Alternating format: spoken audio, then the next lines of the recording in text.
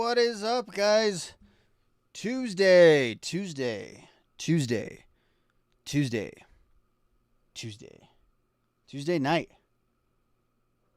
My favorite night of the freaking week because I get to hang out with you guys.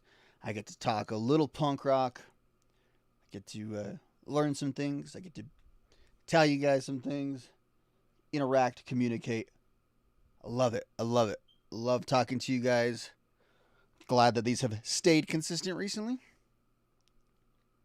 Make sure we're all set over there. How you guys doing? How's the week treating you? Are you getting your brain bashed in this week like I am? Holy hell. It's been bad this week. We are going to have a fun show tonight because not only are we going to check out some fresh Rancid, we're going to check out some fresh Interrupters. We're also going to just check all kinds of stuff out regarding Alkaline Trio, specifically 2003's Good Mourning. It's going to celebrate its 20th anniversary here in a couple weeks. So, what better time than now to commemorate the album? That's what we're going to be doing tonight.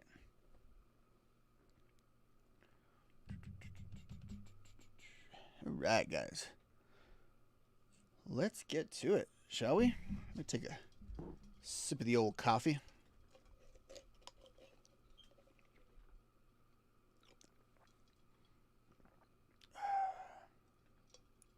Coffee with a straw. Like a real man. Some unexpected sugar right there. Unexpected. Let me know in the chat, guys, if there's some background noise that becomes a little too unbearable. It's really hot in here, and so I've got my fan going, which I usually try to keep off, but I just kind of couldn't take it today, so I had to go with it. All right. Let's do this. Let's switch it up a little right here. No, we will listen to that song in a minute.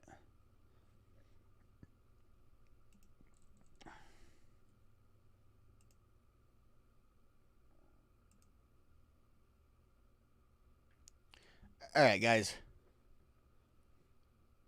So a couple weeks ago, I was pretty fired up at Rancid's first new song in several years.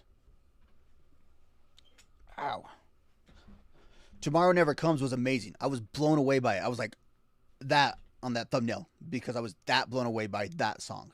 It is so cool that we're in the midst of new Rancid, and we're very, very close to a full album, which you bet your ass we are going to review the hell out of that album when it comes out. I'm so excited I get to review a first run Rancid album while doing this channel. It's gonna be so fun. But today was Tuesday and they dropped another song. This one, a short one, 1 minute and 1 second long. So this is my first time hearing it. Have not heard it. Kept my eyes closed. Kept the blinders on like that. But here it is. Let's check out Don't Make Me Do It.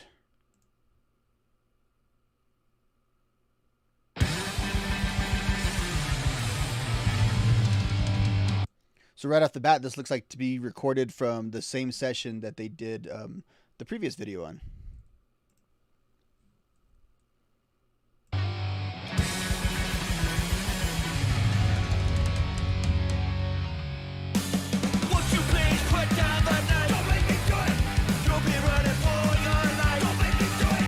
All right. So right off the bat here, not only is aesthetically this is the same as the other song, it also has the same exact vibe. We're going fast. We're going heavy. We're going in the 93 or 2000. I think that's the line that they're straddling on this album so far. But it's clear they have a clear direction.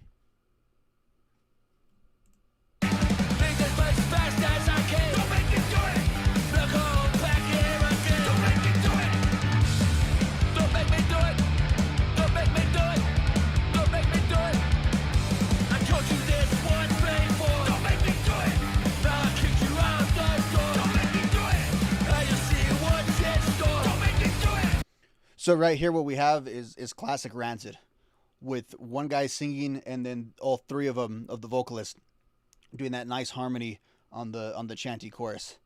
And this is what Rancid does so well. They can, in one song, have a song like this that's like a badass mosh pit song, but then have some dynamics as well. Now you're gonna taste the floor. Don't make me do it. Don't make me do it. Don't make me do it. Don't make me do it. Don't make me do it. Don't make me do it. Don't make me do it. Don't make me do it. Don't make me do it. Don't make me do it. Don't make me do it. Short, sweet, and to the point. The way punk rock should be. That was awesome. Not as good as the initial single. The initial single is really good. This is just pretty good. This is pretty good Rancid. This is run-of-the-mill, really good Rancid. I'm leaning more on a Rancid 2000 kind of vibe from this. This very much it just feels like that. Everything about it. The color scheme, I know that's their classic color scheme, but it was really emphasized, right, with that cover art when you think of Rancid 2000. Like, I got it.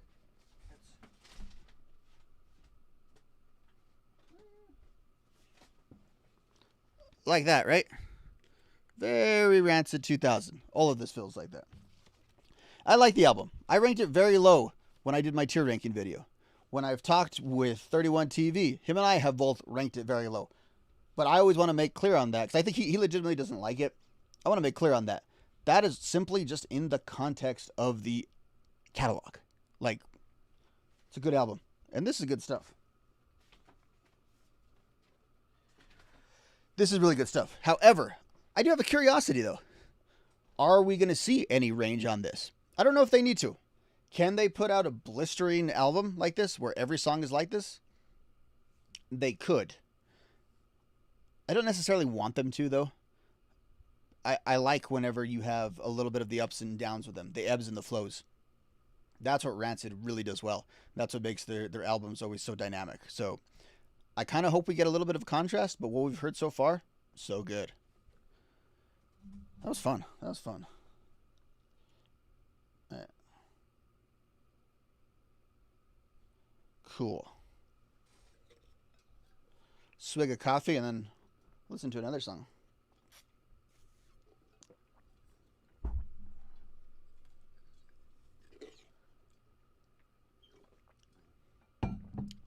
Let me keep my coffee in front of me. That way I know what's going on.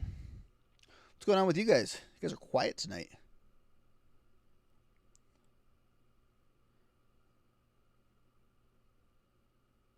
Let's see.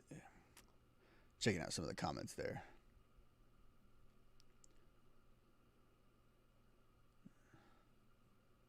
All right.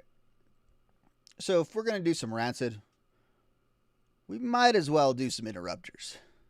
And if we're going to do some Interrupters, we might as well do some Interrupters that's covering Bad Religion. There you go. There you go. We've got the Punk Ot Slam right there with those three bands.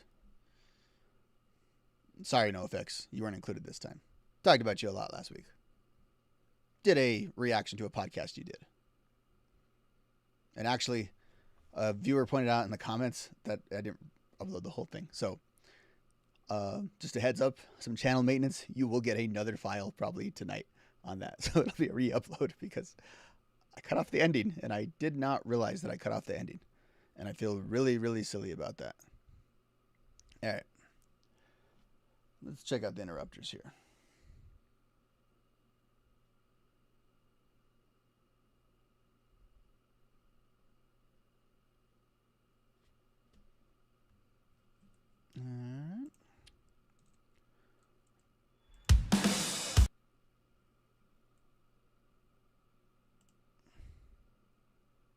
I hate YouTube. I really do. I really, really do. No, I already did that.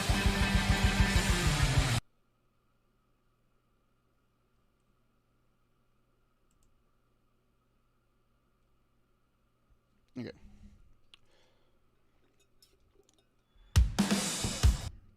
Why can I not operate that smoothly? All right.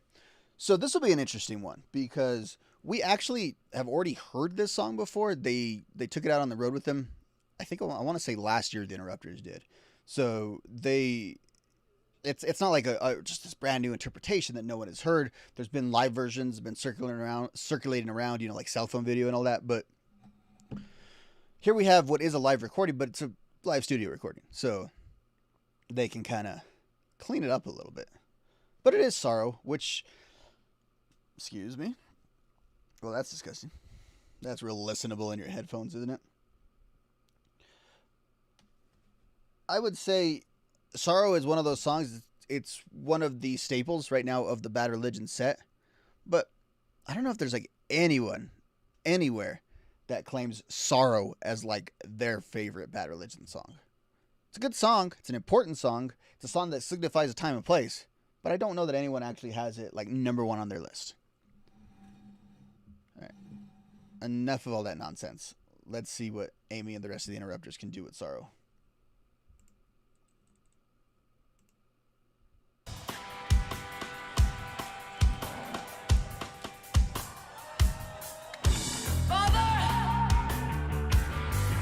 Father, can you hear me? How have I let you down? I curse the day that I was born, and all the sorrow in this world. Let me take you to the hurting ground. So, as to be expected, it's not like a ska cover. That would have been interesting, right? You know, pick it up, and go to that hurting ground. So it is a faithful cover, but a little bit stripped down. I'm going to pull out, after we're done watching this, I'm going to pull out the Bad Religion book. And there was a song, and maybe you guys know it. If you know it, let me know in the chat. There was a song, the original like demo version of Sorrow was much faster than the one we got on the album. And I want to say it reminded them of the Runaways. And whenever they figured that out, remember this is Brett and Greg just working together again for the first time in many, many years. And someone declared that the song sounded like the Runaways. I think it's the Runaways. No disrespect to them. I don't know why they didn't want to sound like them. Irony with the Runaways, and you know, Amy kind of fits pretty well within that.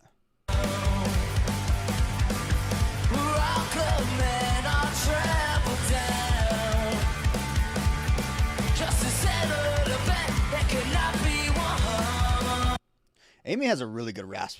She really does, and it sounds natural too. It doesn't sound like she's forcing it. The way she's able to do that with her voice is pretty impressive. Between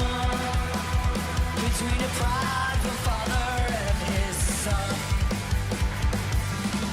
will you got me now, where I can see a reason for the suffering and this long misery? I feel like on the original, and I know it's not fair to compare, but I feel like on the original, Greg is like louder in the mix, more of a forceful instrument, where they're kind of putting Amy here a little bit secondary to the overall flow of the music, or maybe on equal footing, where I feel like in the original mix, Graffin's voice kind of rises up. Every living soul could be upright and strong. Well, then I do imagine there will be sorrow, and there will be sorrow, and there will be sorrow no more.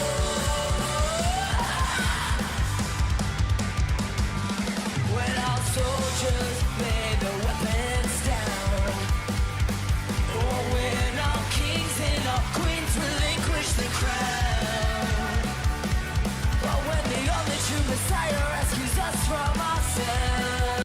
Isn't it funny, because for a lot of like the old school Bad Religion guys, obviously Sorrow is like, you know, that's new stuff. That's modern Bad Religion. Even though last year was the 20th anniversary of the album coming out, but the Interrupters have like an interesting fan base where they got like guys like us that are on this stream and watching this, and then they have a lot of like really young fans too.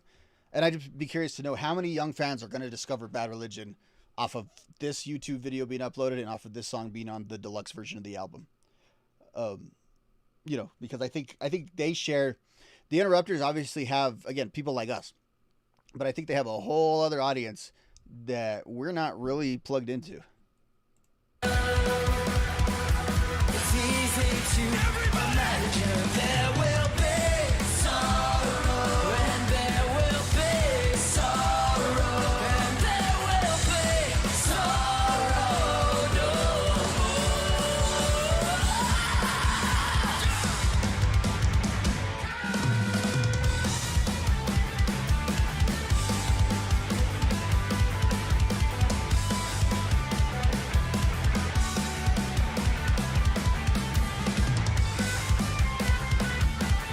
I'm so used to the Bad Religion video, all that really crappy early 2000s CGI, right?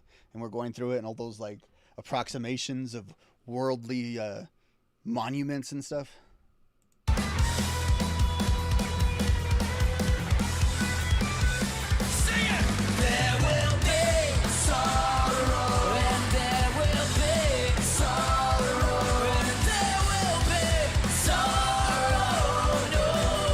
Again, I think it hits there again.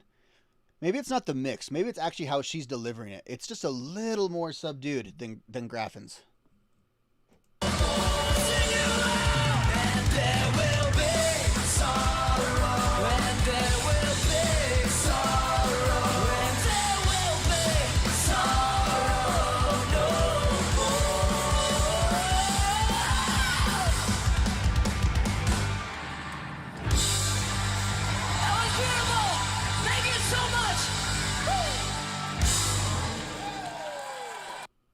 Thank you, the Interrupters.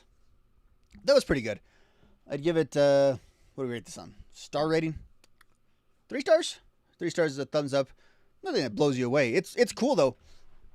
I love the idea of, A, the songs from like 2002 being classic punk rock songs. That's cool to think about. But also, I like the fact that those songs can live on with newer artists that are touring on them. Not that Bad Religion doesn't tour. Either way, it's a good way to spread the message, right? Backlinks. That's what pop bands are. They're backlinks to really, really fun acts. They need to exist. Gateways need to exist. Speaking of gateways, go check out my man 31 TV's channel. He's got a full cut up right now, just premiered, of him and I talking about our favorite albums from 2003, which again was 20 years ago. And on that one, I talk about a lot of gateway bands on there. Go ahead and check that out. There'll be a version of that, kind of a cut of that podcast coming to this channel probably later in the. I got a ton of editing to do, guys. I need to stop making so many videos because I just got to get caught up with the editing.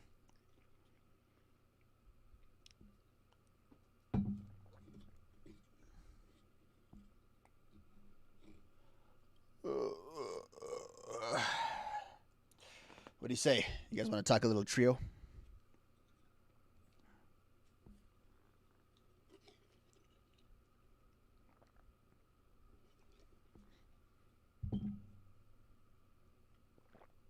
All right.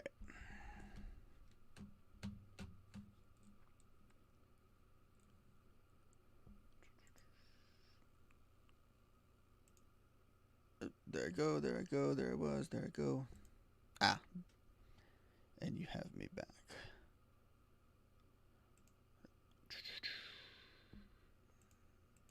I like that. That's cool.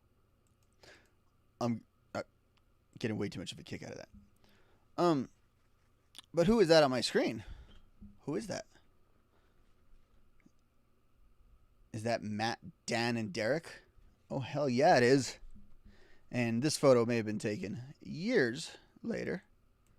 But you get the general idea of what era this might be and what we're going to talk about. Now, normally we talk about Alkaline Trio in October. We talk about Alkaline Trio, the Misfits, AFI in October. But we got to make an exception sometimes. Because sometimes we got to celebrate album releases. Album releases that turn how old? 20 years old. This year, Good Mourning turns 20. Let's pull up some info here.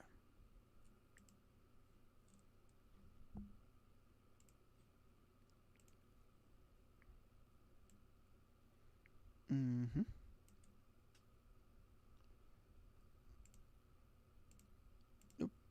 Nope, not you, especially not you. Let's check the exact dates here.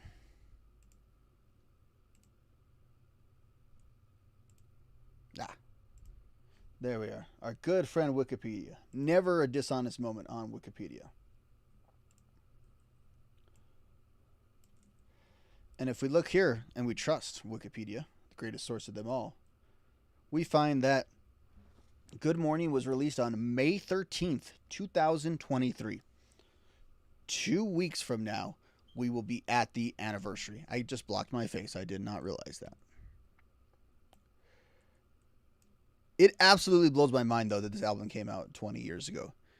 And I have got to tell you guys, I've been swimming in this album for about a week just to kind of prepare for this. And I forgot how good this album is. This is unquestionably one of the greatest albums of all time. Now, my question that I want to kind of interrogate throughout this stream is this the best that they ever were? I know a lot of people have different eras of bands that they like. And I think if you split up Trio, you could split them up into a few different eras. But there's going to be some argument.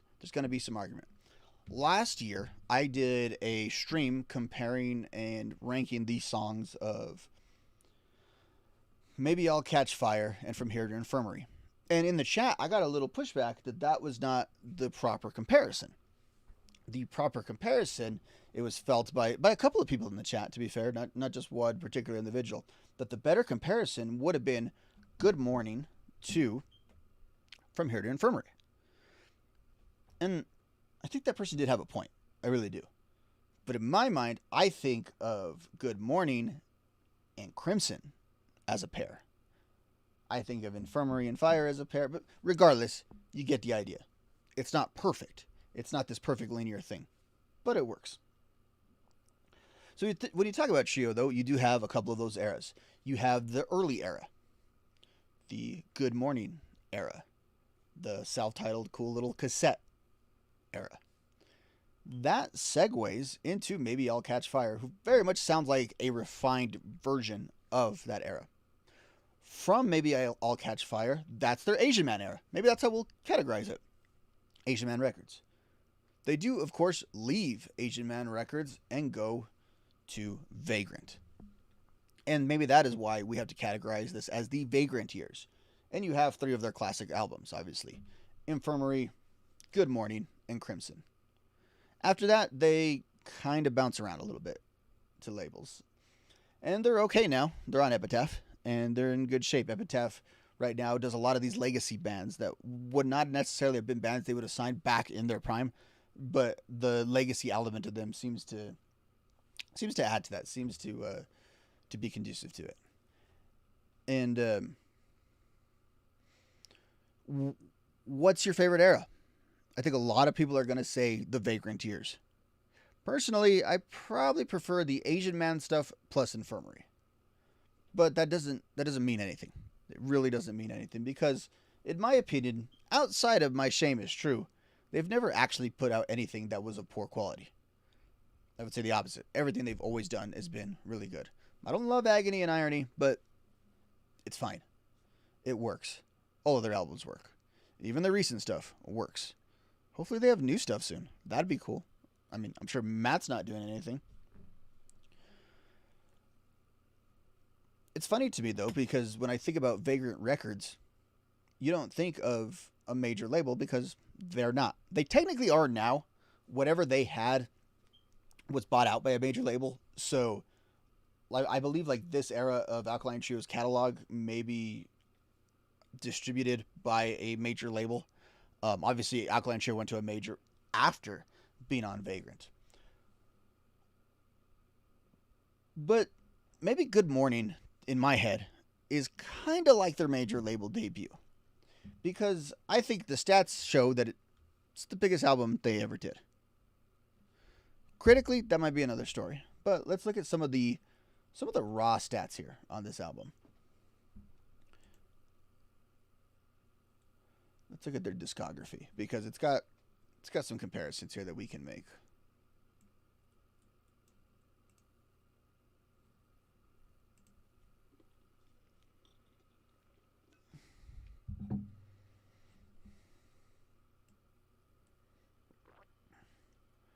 So if you look at right here, let's hide the Trio Boys for a second.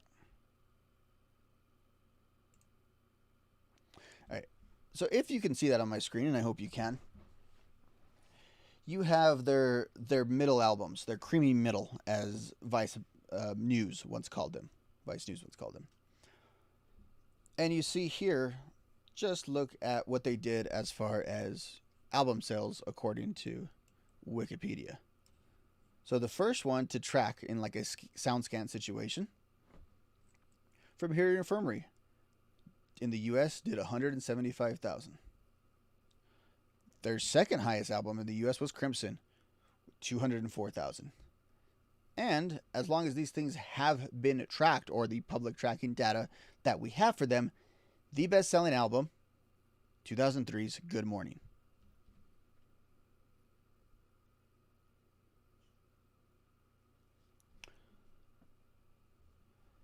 Good Mourning, clearly here from some of this kind of raw data, if you will, is their most successful album. Now, there's other pieces of context here. You can look at the charts. The charts are kind of subjective. But you have on the, I assume it's US Alternative, Billboard 200. From Here to Infirmary actually made it to 199, which blows my mind. I know that's a big album. My personal favorite album by them. I just wouldn't have projected it as like a Billboard album. I mean, it reached 199, so it barely made the cut. Good Mourning. Good Mourning gets to number 20. That's a legit album. It's not a punk album. That's a legit album right there. Crimson hits 25. Now, it's a little bit different when you start getting into like this 2008 era with Agony and Irony, when you hit number 13, number 11. Basically, everything you release is going to kind of chart for these legacy bands, and the charts don't have the pull or the power that they used to. Their meaning is not the same in these eras. But when it did matter, this one did the hard work. So it's easy to think of this maybe as the peak of their career. Certainly, I think from a visibility standpoint, you could argue it was. This is the first time they really had a video out. They had, We've Had Enough, of course, making the rounds a little bit on MTV, but didn't get a ton of play. I feel like their presence in video got bigger when they got to Crimson. And then aesthetically, I think they kind of became more famous as their careers wore on, because they had tons and tons of legacy to build upon. And then, not to mention, their lead singer got really, really famous, or relatively famous, when he joined Blink-182. It was fun while it lasted, but we all know that Tom is back, so it's all relative. So those are some of the stats, if you will, on Good Mourning. Let's take a little trip though, because I'm tired of talking. Let's check out some actual trio, some early trio that I'm gonna say has some DNA that was found later on Good Mourning.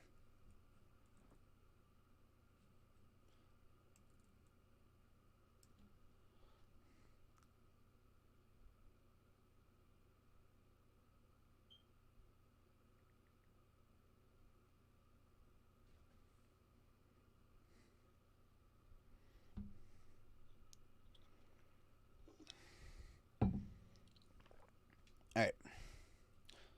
So, let's do this almost like we're doing a discography with God Damn It. Now, God Damn It's a funny album when you think about it, because we know why the title exists, right? Or the campy way. Similar to Good Mourning, actually. Good Mourning is a play on spelling, right? You're using the word morning, not in the sense of the start of the day, but morning. Well, God damn it, is it supposed to be this satanic thing? After all the clocks on the cover are set to 666. But as Skiba has pointed out in the past, it's also what everyone says when that alarm goes off, right? Or that Apple one that we all have, right? What does everyone say? They all say, God damn it. And it goes to 666. Mike Park was really happy about that. Anyway, I love Good Mourning. I think it's a great album. It needs to be tightened up a little bit. Maybe if the production was just a little bit better, it would be even greater. But I absolutely love the album. But at this point, early on in the band, I think they were slightly more identifiable as a true blue pop punk band. And that's what's so interesting about the trio, right? Is because how do we categorize them? They can fit into several different categories. They're pop punky. They hang with like the skate punk guys that we talk about a lot on this channel. And then they also tour with Taking Back Sunday, and I think in like the popular imagination, they're actually thought of as an emo band. Which is actually kind of cool because they may be even closer to a true blue emo band, although they're probably identified as such because their imagery matches like the mall emo stuff of the late 2000s, which they, quite frankly, fit in really well in that era and is part of their staying power. That's why they were playing on the When We Were Young festival last year with all these bands that they kind of lapped generationally. Let's check out a great track, though, that I feel like is in the vein of some of what we got on Good Morning from their debut album. This is Trouble Breathing. This is Trouble Breathing from The Metro.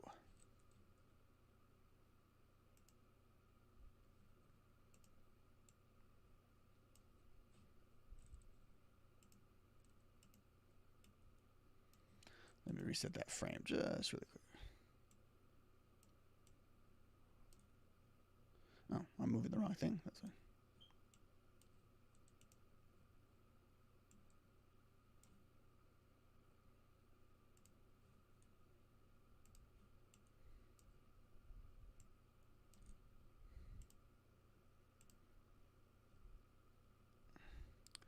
Oh, technology, I hate you.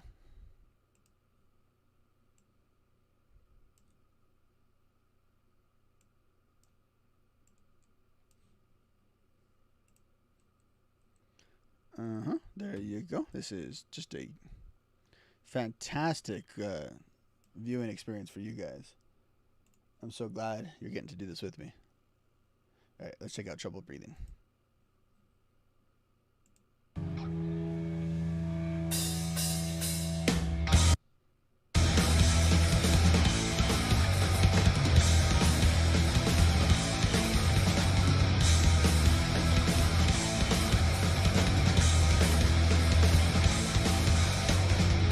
You told me that you wanna die. I said I've been there myself more than a few times. I go back every once in a while. Call me lucky, call me lucky. Said tonight is a wonderful night to die. That's how you can tell. Told me to look at the sky. Look at all those stars. Look at how goddamn ugly the stars are. It's one or another. Between a rope and a bottle. Obviously, this is not your Blink 182, right? This is not a band that is singing about all the small things. They're talking about being blah blah blah. They're talking about being between a rope and a bottle. That's a little bit different than like a tank of gas being a treasure to you. Both great songs though, not hating. I can tell you're having trouble breathing. 'Cause you'll never be okay. You will always be in pain. You'll always feel this way. 'Cause things they never work out right. The wrong way, the lonely way. You'll always be in pain. Just like me.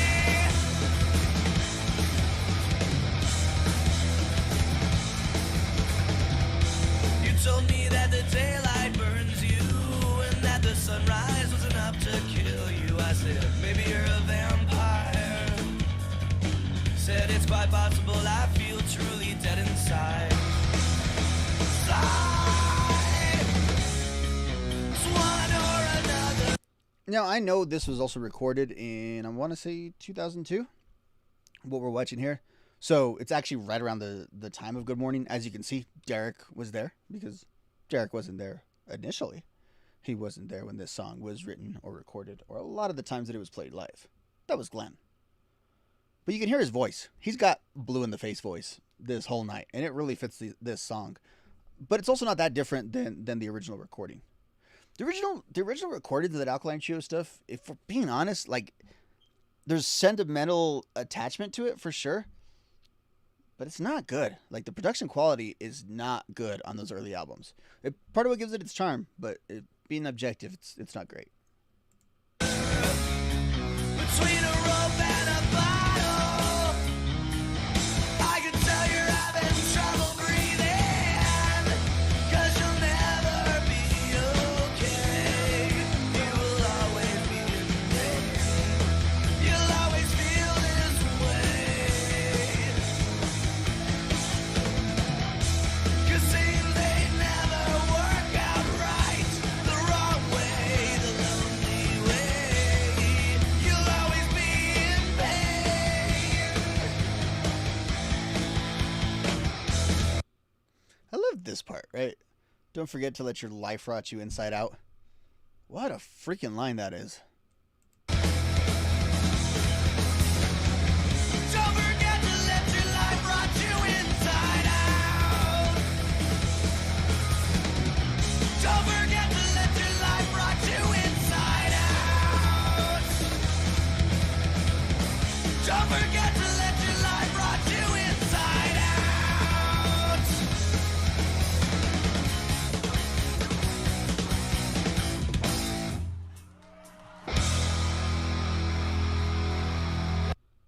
That's a cut from YouTube, obviously, but holy shit, I could watch that DVD over and over and over and over again. We will stream that DVD in October, when the time is right, of course, in the month that it belongs in. I planned on doing it this year, and then I got sick around that time of year. So I kind of looked like the priest with the blood hanging out. That's kind of how I looked. If you're someone that likes Alkaline Trio talk, though, I actually have a little bit more of it on my channel. Go ahead and go to my channel and check out on the podcast feed. There's a conversation I have with Mike DeMonte. Now, Mike DeMonte is a writer based mostly out of Houston who covered punk rock. Still has his own blog. Go check out his blog. He also has a great book. It's called Hey Suburbia. Hey Suburbia. Hey Suburbia. And Mike, over the years, has done several interviews with the trio and many other artists, and he's got a lot of really good content on his blog, also on YouTube. He still has a YouTube channel going, which I source quite frequently, and he's got some quite a bit of words about Alkaline Trio in this book. Later on, we're gonna read his one or two words about the album, but I just want to throw that in there for anyone that's watching now. Go ahead and check out his book. Put it in your Google machine. Or, I don't have it in the description now, but the on-demand video will definitely have that in the description. Go ahead and check him out. And we had a lot of conversations about a year ago on Alkaline Trio. And on these songs, we actually picked out like 26 of our favorites, which wasn't enough. There's way more great Alkaline Trio songs. Way more. But that's a little taste. That's a little sampler off of Goddammit. Which, again, I feel is a song that's in the vein of what Good Mourning would be.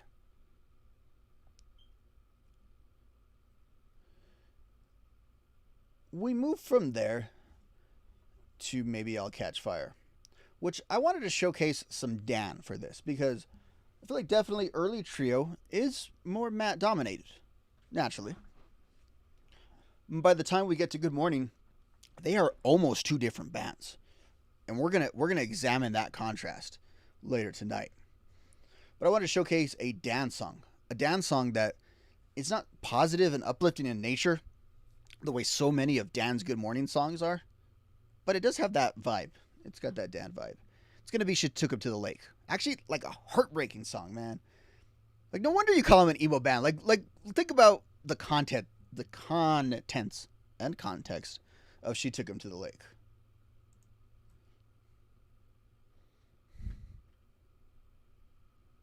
This guy.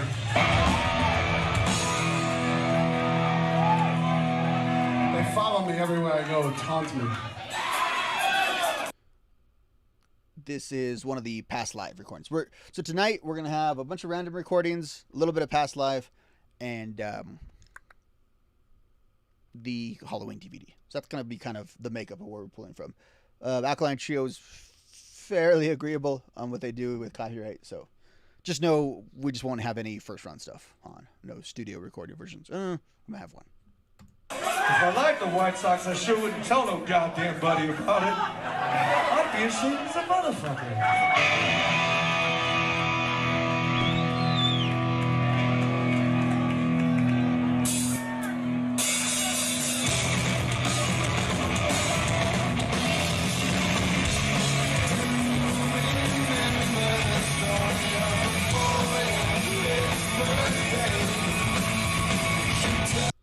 Man, this live version is so much busier than the studio one we're used to.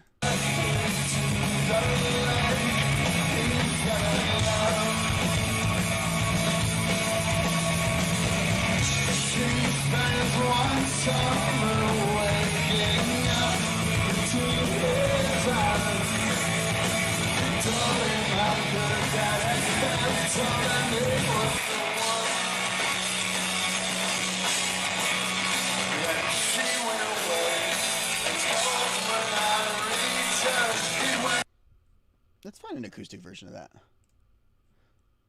I did preview most of these, but that one wasn't great. Hey, look, there I am. Hey, look, there's 31 TV. Hey, look, did I get a notification? Hey, look, it's telling me about my shit falling apart. Let's see if we have an acoustic version of She Took Him to the Lake. Just so we get a better feel of it.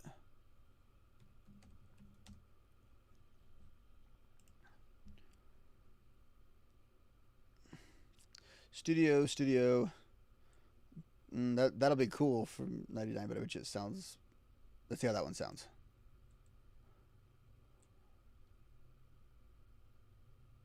Look how little they are. They're just babies.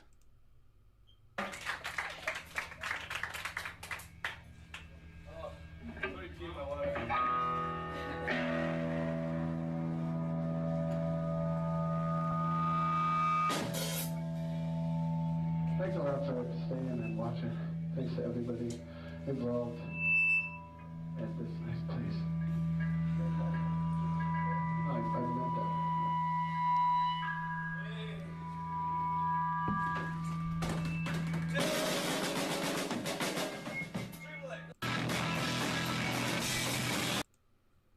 All right, one last attempt, and then we'll move on from She Took Him to the Lake.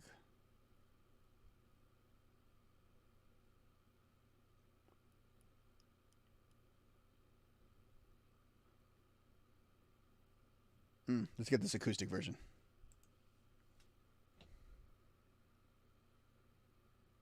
I'm sore throat and I just woke up like an hour ago. This would be great.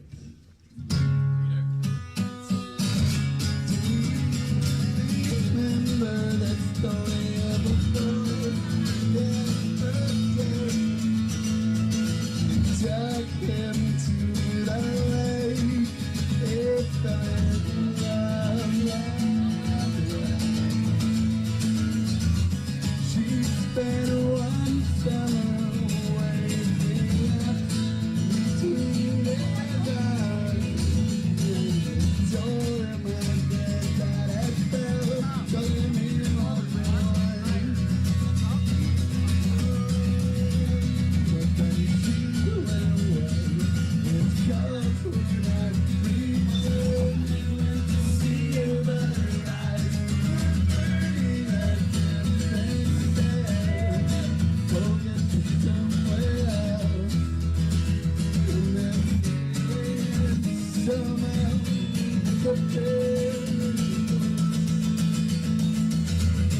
Do you remember when they drove by that day? Doesn't that image just make you happy? Makes me happy. Get behind her 'cause I'm bad. But I'm so strong and we hope couldn't wait. But it seems so right and it feels so right. But it is right. Gotta be right. So right and it feels so right.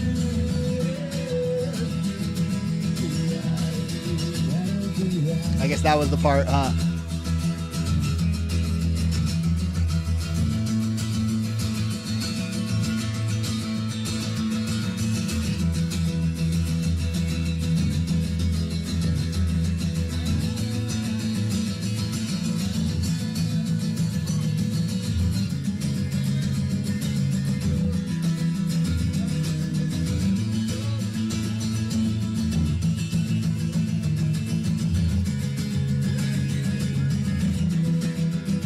get the feel if she took him to the lake there.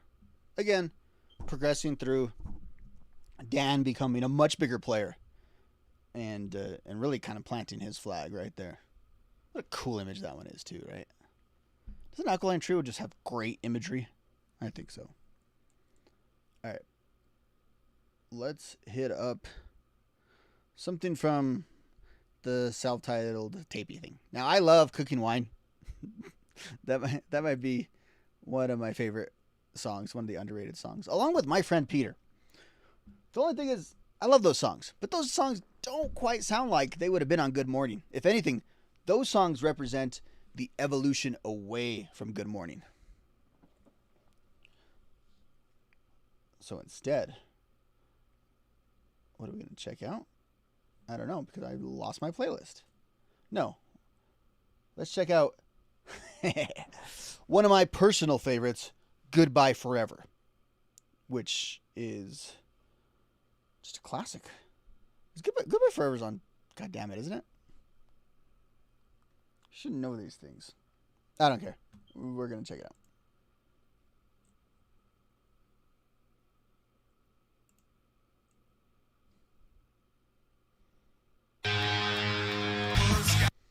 This is like 2008 Skiba, so, and not there's been a ton of decline, but he has had some issues with his vocals in the last couple of years that he's had to work on. Okay, no, Goodbye Forever was not on. God damn it! Why did I think it was? It wasn't on. It wasn't on the 08. Put that shit into my veins right there. Love that stuff. All right, but then we entered the Vagrant years. So now's when Alkaline Trio gets serious.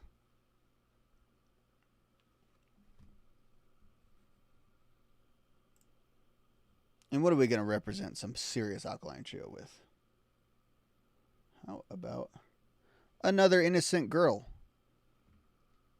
Now, Infirmary, which I believe is the best work they ever did, I think it's maybe, I don't know, top 5 greatest pop punk album, capital P pop punk albums of all time, and I stand by that. I can defend every one of the songs.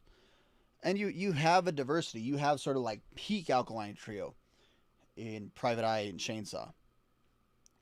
You also have what at the time was their biggest song in Stupid Kid, which got a lot of MTV2 play, which is a total pop punk song, right? A total, like, fits in with the rest of what pop punk was doing at that time. But it's got the Alkaline Trio spin to it, especially the video. Then you have a song like Another Innocent Girl, which, again, I think really represents the style that they were going toward and Good Morning.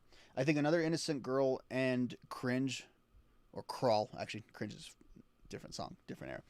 I think Crawl and Another Innocent Girl really represent exactly that. Good Morning sort of standard.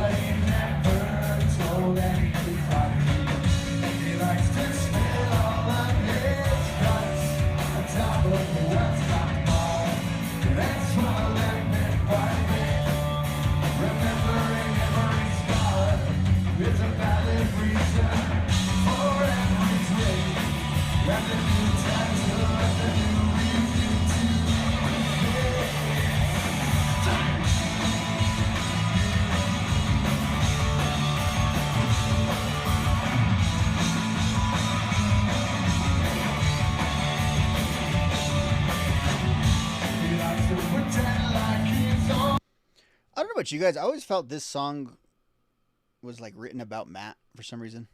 I don't know. I just think the person they're describing in this song is just so haunted, so creepy. So I've always been creeped out by the guy in this song.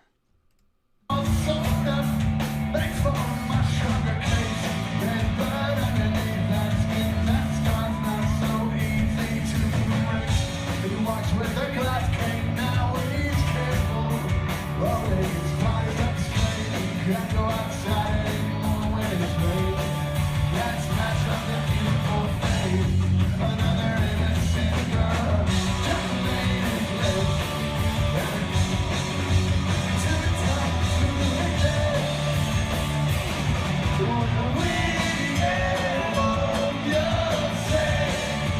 And I think the two of them delivered this down the stretch so well. That's the thing about Dan and Matt. Not only do they each bring their own unique perspectives to the band, unique songwriting and unique songs, where, as I said, sometimes it's almost two different bands. But whenever they work together, it fits really, really well. And I think it's because they are such a contrast between the two of them. Like, Dan and Matt are not the same.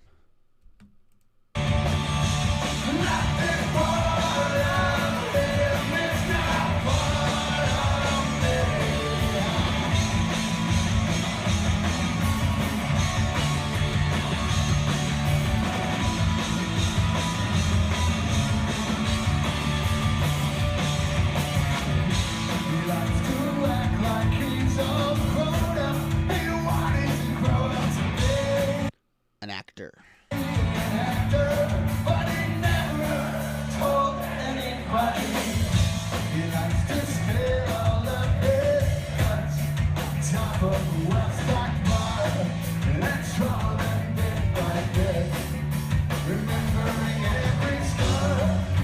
Another part that he does a little better on the Metro.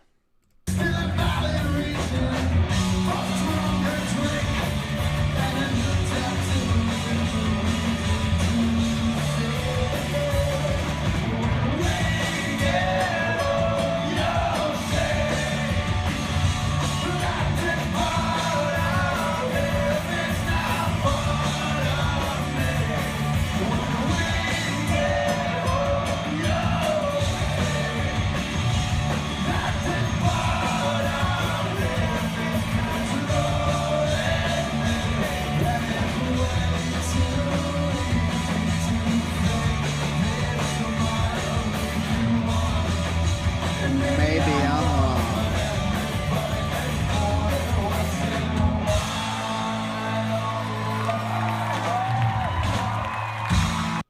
So I hope that what I just presented to you is a nice cross-section of the roots, if you will, maybe the occult roots, of how we got musically to Good Mourning.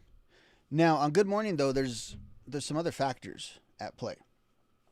There's some changes. You had the relocation of members of the band. This is the first time that you have them being separate entities, like really separate entities. Matt and Dan are living apart. Matt had moved out to California prior to recording this record. Been there for a while, but really like became ingrained. Initially in Berkeley, initially in LA, and then up to Berkeley, where he hooked up with Fat Mike and Aaron, and they became good old buddies. Dan stayed in Chicago. Dan's always been a Chicago guy, and he stayed there. I believe he's still there. Not that like Skiba is anti-Chicago at all. No, that's not the case. But he's an LA guy, and this album would be the album that they would actually start to write like almost extra separate. I feel like now, if you listen to them on podcasts and stuff, the band feels, or at least Dan feels, I should say, that they're much more collaborative than they were in the era that we're about to talk about. So it makes sense, you know. It makes sense that the songs are different and that there is a contrast.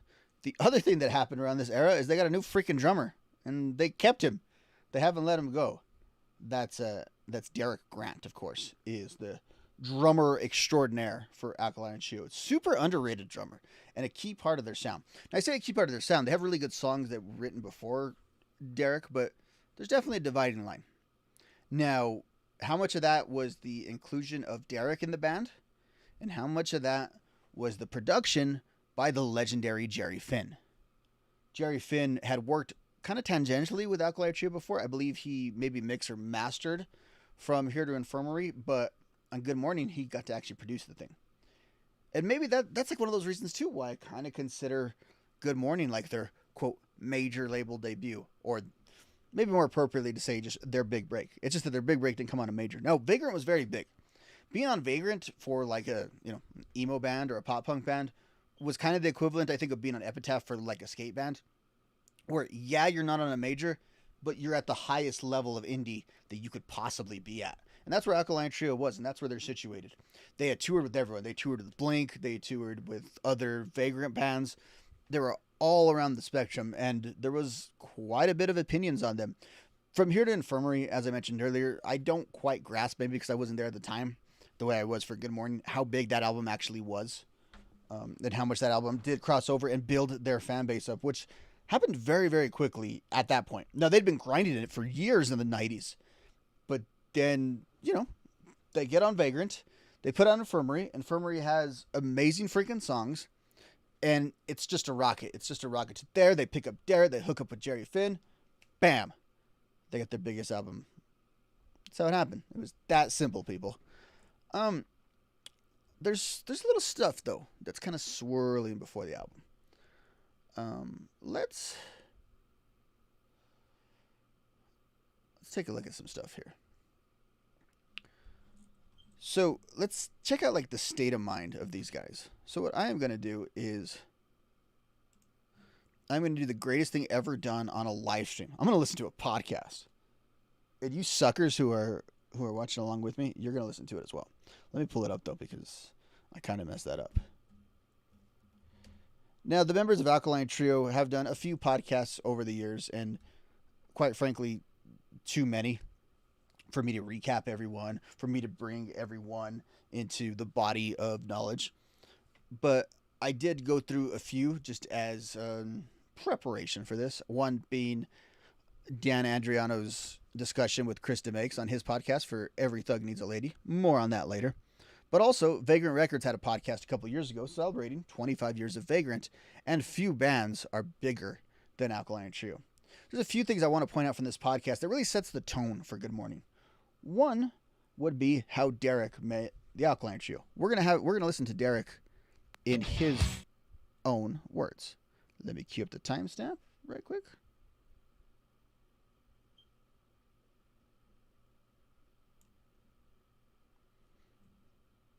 Then again, this is the 25 years on the Streets podcast that Vagrant Records put out a couple years ago, I want to say.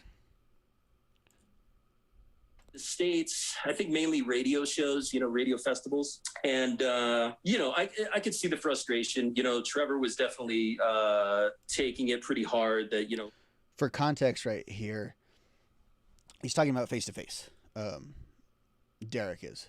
He actually played guitar on a Face to Face tour, which is funny because we all know Derek Grant as a drummer, right? He's one of the great drummers that we have in our little slice of the world. But he played guitar for Face to Face, toured with them playing guitar. Let me get in so you can see the time code. So if you want to go back and listen to the podcast we're kind of checking out here, you definitely can. Yeah. And this is just the Spotify version, so you see there at the top of the screen. And I'm going to play a few clips from that, and we're gonna check that out a little bit. We would be playing shows in the States, and there would be like a wall of people in the crowd just giving us the finger, and like through any new song that we played, it would just be this wall of like middle fingers. And then we'd play something from one of the older records, and they would there'd be a huge circle pit, and then here's another new song, middle fingers would come up again. I mean, it was pretty extreme and rough. But for me, already feeling really awkward and just playing guitar and just with the whole situation, it was definitely an uncomfortable tour. So but I was grateful for the experience. Like, it was really kind of helped me grow and be more confident as a guitar player. So on that tour in Japan, Alkaline Trio was opening. So, and I had known Dan from Slapstick when I was with the Suicide Machines. I mean, we'd played shows together. I didn't know Matt that well. And Glenn, actually, the original drummer, was in the band at the time. So, but that was the first time that I got to see Alkaline Trio. The first time I got to hear Alkaline Trio. And I was really, really into it. Like, I thought it was great. And, you know, even kind of, I guess in the back of my head, I wasn't really looking to be in a band at that time because I had kind of a rough experience with the Suicide Machines towards the end of my time with them. So I was taking a step away from being in bands, but watching Alkaline Trio and then, you know, going home after that and, you know, started listening to the records. I kind of had to. And remember, what Derek's talking about is happening in 1998. So it's not happening right there. It's just a seed that was planted, a seed. And he became a fan of Alkaline Trio before joining the band, like a genuine fan. In the back of my head that I was like, yeah, you know, if I would join this band, like not really interested in joining any bands right now, but like if Alkaline Trio asked me, I would. So because of this thing with Face to Face, you know, I was kind of now on Vagrant's radar, on Rich Egan's radar. So fast forward to when things weren't working out. You know, the band was touring From Here to Infirmary. Alkaline Trio was touring From Here to Infirmary. When things weren't working out with Mike Fellamley, I think the initial. So, and there's this funny cycle. And on this podcast, if you listen to the complete intro, the dude from the Get Up Kids notes that there's like the Spinal Tap drummerness of early Alkaline Trio. And it is kind of where they have this whole thing where like 3 drummers in a row drum on a record that don't tour on and the next guy kind of plays on it. Like that happens a lot. That's very frequent occurrence in the Alkaline Trio universe. And it happened here. Like a lot of From Here to Infirmary, as you know in the Metro DVD, they toured with Derek as the drummer. Suggestion from Rich was to have Pete Parada, who was playing drums for Face to Face, have Pete be the new drummer for the band. And I don't know if that would have meant him leaving Face to Face or if it was just a double duty thing. But he was tied up doing stuff. And how much different is history? How much different is history if, you know, the drummer from Face to Face comes to Alkaline Trio? Who knows what direction they go in? It's a whole counterfactual that we really don't know, but I mean, it's like interesting to think about. Face to Face. And Rich gave me a call actually. And I don't know that I had met Rich, so it was a little weird. But yeah, Rich called me up and he said, would you be interested in playing drums for one of my bands? And I said, well, that really depends on who it is. You know, like I can't say yes, you know, to just any band that's on your label or whatever. So it was a little weird. He was being really secretive and he's like, well, I can't really tell you. Let me call you back. Why was he being so secretive about it? I don't know. I mean, I guess I never really thought about it. I mean, it's very possible that the band hadn't had the talk with Mike yet. So somebody not fired yet? That would be my guess. I guess I never really thought to question it. But yeah, I mean, it just might have been a matter of, you know, it wasn't really, you know, the internet wasn't really, you know, like it is today at the time. So it's not, you know, it's not like I would have posted something, you know, about the internet and it would have gotten around or anything like that. But it's understandable that in a situation like that where things aren't working out with a member of a band. And I never got the full story of what actually happened there. And I say never got the full story. I've never actually like done a deep dive into it. If any of you guys know, just throw it there in the chat. So that is kind of Derek's origins and meeting the band. And, you know, eventually he's asked to come in. He does. And they're off to the races and everything's happening very quick. They actually ask him to join in the summer of 2001. So they're right on the hills From Here to Infirmary. They're touring on that. And then 2002, they spend most of the year in the studio. They do the Warped Tour that summer, which was definitely a good spot for Derek to show out. And then they do, like, again, the Metro show. Let's hear Matt talk about the place he was in when Good Mourning came out.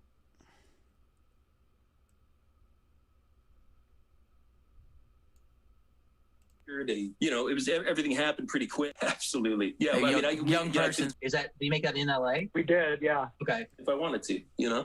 After the touring finally slowed down, it was time to make a new record, but a darkness was setting in. Here's Skiba. What's the mindset going into the Good Mourning record? Because you made that one with Finn. Did you make that in LA? We did, yeah. Okay. That was a rough record for me. I was having some personal issues. Like I was just drinking like a fish, but not like fun drinking, you know, like just hungover and in a dark ass place over a girl, and just and I wasn't a resident of Los Angeles then. It was just all of Matt's substance abuse issues, which are chronicled heavily in Alkaline Trio songs, they did feel like they were bigger in this time period. It felt like this is when they had serious songs about alcoholism versus songs like Cooking Wine and My Friend Peter, which are kind of fun and kind of campy and obviously have a dark tone to them.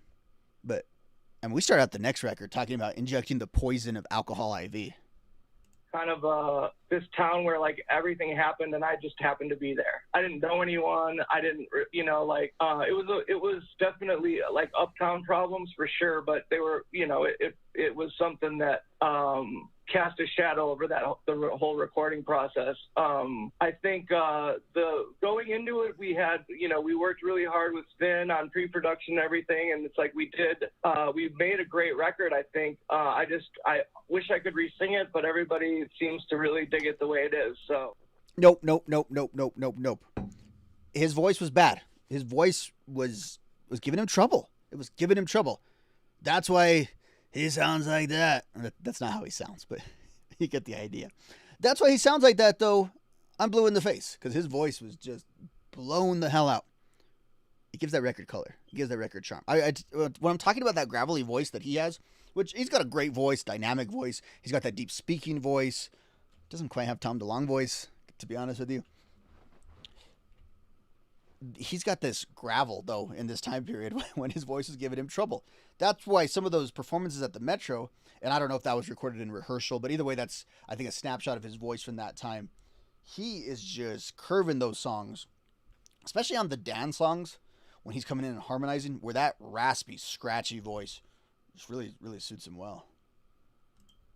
Way it is. So I guess I'm thankful for the shadow. But Keith Morris sang on the record. That was like the first time we had like one of the only times we had somebody come in and cameo on the record. And I remember Keith Morris coming in to sing his small but really. He goes on to say what a big fan Jerry Finn was of Keith Morris, which is funny because you think of Jerry Finn. Rest in peace, though, too, man, to Jerry Finn. Obviously, should always mention that. He's no longer with us and left behind a hell of a legacy. My point to that was, though, to say that Jerry Finn, we think of him as like the punk rock, or the pop punk kingmaker, but he's just like doing that to the king of hardcore. Just kind of cool. All right. So, moving on, let's go to right here on some of the advice that Matt was getting at the time. As sorry as I was feeling for myself, we were in a place where we were still pinching ourselves left and right. And we were working in Los Angeles at Cello, which was just this bitching state-of-the-art, it's like there's like 4 studios in there with Neves. I think maybe there was a mixing room that was like the D studio, and just like Foo Fighters are coming in and out of there, whatever. So we had a great time, but it was the times before and after the studio were dark. Being there was pretty great. I mean, I don't know if you want to talk about it, but was there like concern about you? I mean, there was concern for the first time ever. Like I ended up having to stay in Los Angeles. I stayed here for like a month and a half just to finish vocals. And I was seeing a vocal coach and seeing Dr. Sugarman, who's like the singer's doctor out here. He's an ear, nose, and throat specialist. I had to like quit drinking, but I couldn't. For those of you sports fans, that's like the Dr. James Andrews, right, of singers. Like if you got to see that guy, like you're in bad shape.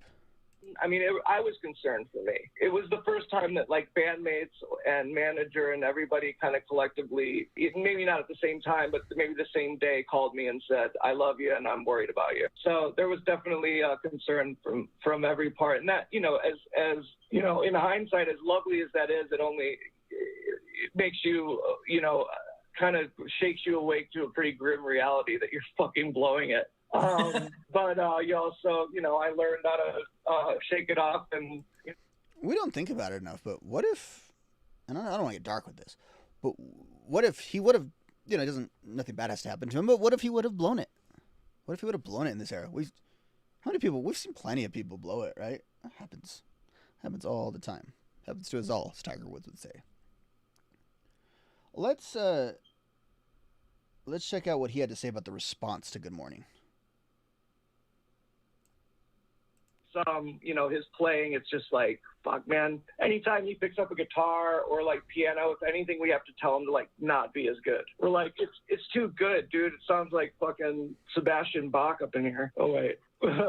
What was the response to Good Morning? Like, did it just keep going up? Like, yeah, it just kept. I mean, it still does. It's oddly or crazily enough. It's like, but especially then, it was the band hadn't stopped expanding as far as the size of shows we were playing. I mean, Good Morning definitely. It was like we played like the Riviera in Chicago with. That was the first place I ever saw a show. When I was like 11 years old, I saw Public Image Limited. So as you can see, they're in. You might want to debate what is or isn't the peak. But clearly, Good Morning is an expansion time for them. The arrow is pointing uphill. They're playing venues that they dreamed of playing. This is the era they got to do it in. There. And then it's like a 20, maybe you guys have probably played the Riviera in your career. It's like 2,500, beautiful theater up on the north, right up there by Wrigley. Mm-hmm. No, I think we played there we opened for the Descendants there a couple of years ago. That was at the Riv. So, it's a big place. I mean, the Aragon is right down the street, the Aragon Ballroom, which is like, I saw the Ramones there. It holds like 5,000 people. Is the Aragon? And that was during Crimson. We played the Aragon. Is the Aragon the one that's an old vaudeville theater? So Matt there is just kind of describing the bigness of what was happening and what was occurring. Let's close out this little podcast section by hearing a little more from Derek. On ourselves, and there was like the good ones were so much better and more important. That we ended up, we would send them songs, and obviously they. I know we talk about this a lot, but it's hard to overemphasize how rare it is for a record label to just leave artists alone and trust that they will make the best record they can. They are investing money in your record. They do. And this was in the context, and we'll talk about this more, of how much influence Vagrant actually had over the sound of Alkaline Trio. Have a stake in its success, but the Vagrant model really was based on faith in the band. I don't think I realized just how rare that was at the time. So tell me about going into Good Morning. Jerry Finn did that record, right? Yeah, Jerry Finn had mixed From Here to Infirmary. Okay. And I don't know exactly how he got on board with the band. There was a moment in that time when, and I think this is kind of like speaking to Rich's like ambition, where all of a sudden like actual top-notch producer names are starting to get thrown around, and like for people to like mix radio singles and then eventually to make records. And it kind of seemed like he just, I mean, like Trio was getting really, really popular. So of course someone like Jerry Finn would want to work with them, but it just kind of, it was kind of like this step outside of the little like punk underground, to be like, oh yeah, we're going to work with, I don't know who else was on that table, but like to actually like mix a radio single. Yeah, but in this era, though, if you have Jerry Finn, like, you're a hit. You have a hit on your hand. Whether that's Jerry will turn it into a hit, which I think very much happened a lot of the times, but also like you're identified as someone that's gonna get over. So Jerry's gonna work with you. I think there was, we had talked to I think the Wallace brothers at some point, like around that time, about maybe mixing like a radio single. Yeah, I mean, there were names thrown around, and yeah, they were like A-list, producers and engineers and stuff. And, it was clear that Vagrant was gaining strength, around that time. Things were just really happening for a lot of the bands on the label. It was just like gaining momentum. And, it was really exciting. But again, and I joined sort of in the middle of that period, but it all felt very like organic, like all of the stuff with the trio, there was no like, one spike in popularity or anything like that. It just felt like we were out there on the road. The band had been putting out these records and touring and, doing it pretty consistently. And with each record and each tour, it just seemed like more and more people were into it. More people were coming. And, we would do videos. We did one video for Good Morning that got a little bit of airtime on like MTV. There was talk of doing a second video, but it never happened. Probably wasn't coming from that. And then one more thing we're going to talk about is explore how Derek felt his responsibility was to the band and interacting with the songs and as a songwriter. Because Derek is very much the new guy, like extremely the new guy in this era. But this era is going fast. 2001 to 2003 happened like that. Like think of like 2021. Like that wasn't that long ago, right? And that's the time frame we're dealing with here.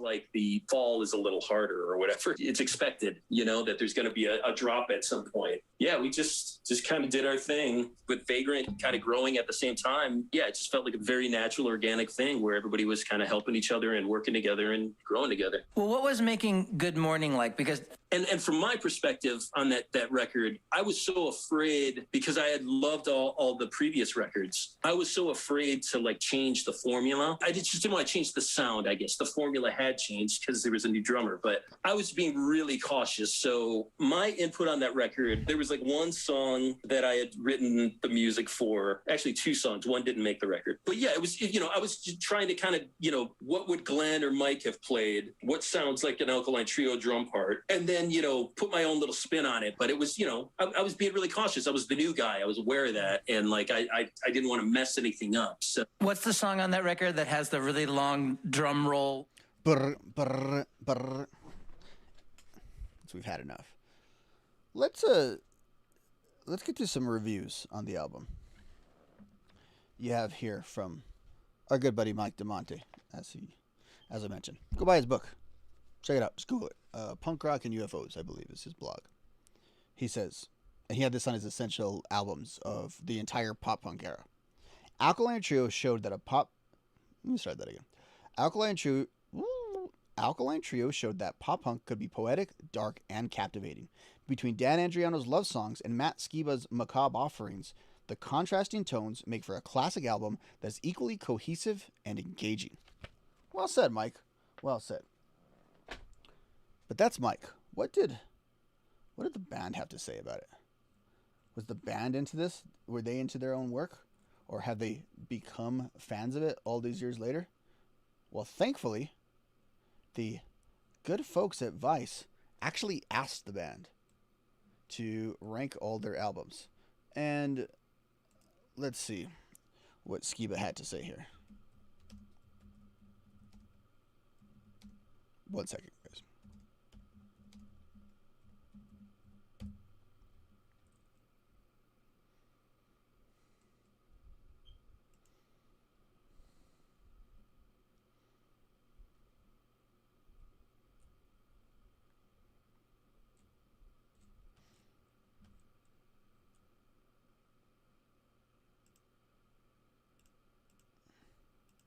Where did I go? Where did I go? Why do I keep changing?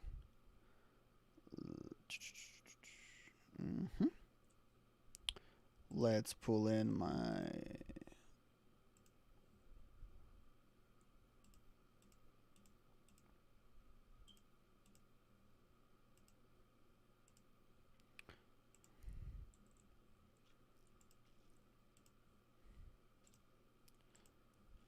Why are you not pulling up?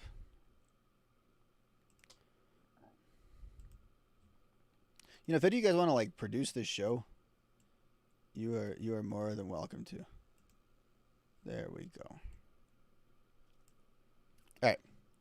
So Vice ran a feature back in the day called Rank Your Records, and here's what Matt Skiba ranked his records. Here's how he ranked his records. Let's check it out. He had Maybe I'll Catch Fire at number 8. Okay. But yeah, Good Morning at number 7. So according to Matt Skiba, it's his second least favorite album. The thing that I am claiming here, that I'm trying to make this big case for as being like the peak of their career, right? Skiba's got it at 7. Let's see what Skiba had to say. He said, For me, it's all about the process of it and how much fun we had doing the record. I fucking hated making that record. Well, maybe that shines some light on it. Musically, I'm proud of it. I'm proud of all our records, but I had problems with my throat. I was living in Oakland, but we were recording in Los Angeles, and it took me so long to get the vocals done. They had this real raspy quality that I'm glad people dig, but it's really hard for me to listen to it because all I remember is how much of a struggle it was to get done. Luckily, I figured out what was wrong and what needed to be fixed. But at that time, when I didn't know, it was the most frustrating, borderline, heartbreaking time I ever had. It's a fucking drag when the singer can't sing. It's a long day for everyone. I was throwing shit, punching holes in the wall. Well, that right there gives us a whole hell of a lot of context as to why he doesn't like this album. He was miserable making this thing. But guess what? It produced great art, as he mentioned, with that rasp. That rasp is so perfect. And the notes here. Since its release, this is coming from the Vice interviewer. Since its release, people have really taken to this record. Has it made it easier to go back, or do those feelings still linger for you? It still lingers to this day. That's why it's number 7. I wonder, though, if you were to get Matt's opinion on the songs, how he would feel. I think, heard Mike DeMonte in the past say that he thought Dan had kind of surpassed Matt just in the context of this record. Whereas obviously early on, we're heavily going Matt. There is an interview, I believe, also with Dan, where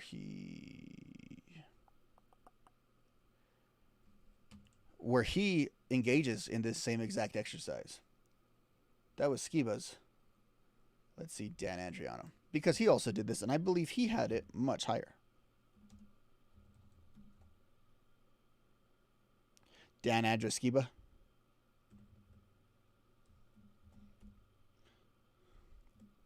People getting to see you type is one of the most invasive things about doing live streams. Or, you know, I could just be better prepared too. All right, let's see where Dan has Good Morning. Because after all, I think he's kind of the star of the record. As long as he's got My Shame Is True last, that's all that matters. This Addiction at number 8. Interesting choice.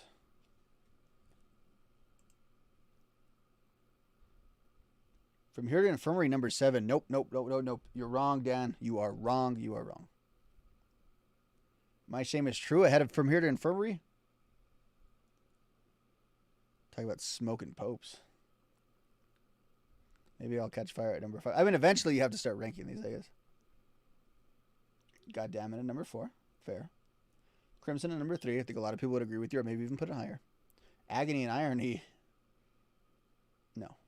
No. And Good Morning at number 1. Where I think a lot of you would probably put Good Morning. Let's see what he has to say. Good Morning seems to be more of a crowd pleaser. I'll say. Here's Dan's words. Yeah, I don't think I would have wrote this until we just did the last run of these anthology shows. And we would play that one on one of the last of the 4 nights. Interesting. So he didn't always have this opinion. Interesting. We would do Crimson and Good Morning. And it seemed like the last night was always the best night. Good Morning was a weird record. It was really hard to make. Matt had all these crazy throat problems, so it took a very long time. He had to ditch out of the studio and rest for a while, so it was definitely laborious. Jerry Finn and Joe McGrath, who was engineering, I could tell they were getting frustrated. When we left after the record was done, I was excited about it. A couple of radio stations were playing that song We've Had Enough, and we were proud of the record. But I never really fully appreciated it, like the full album, until very recently. Playing that record from front to back is so fun. He goes on to say, I think there's a lot of diversity as far as what the songs are about. It's not all love songs or all weird dark songs or all sappy and sad emo boy songs. There's a little bit of all that horse shit. Dan, that's a good way to describe Good Morning. A little bit of all that horse shit. Punk News. Back in the day. What did they do? They gave this album, oh, look at that. Almost a full 5 stars. Now, a lot of the reviews, and I went through quite a bit of them. They're not that insightful. I mean, this might not be that insightful. If I wrote a review in 2002, it would definitely be uninsightful. Or even 2003, what we're talking about here.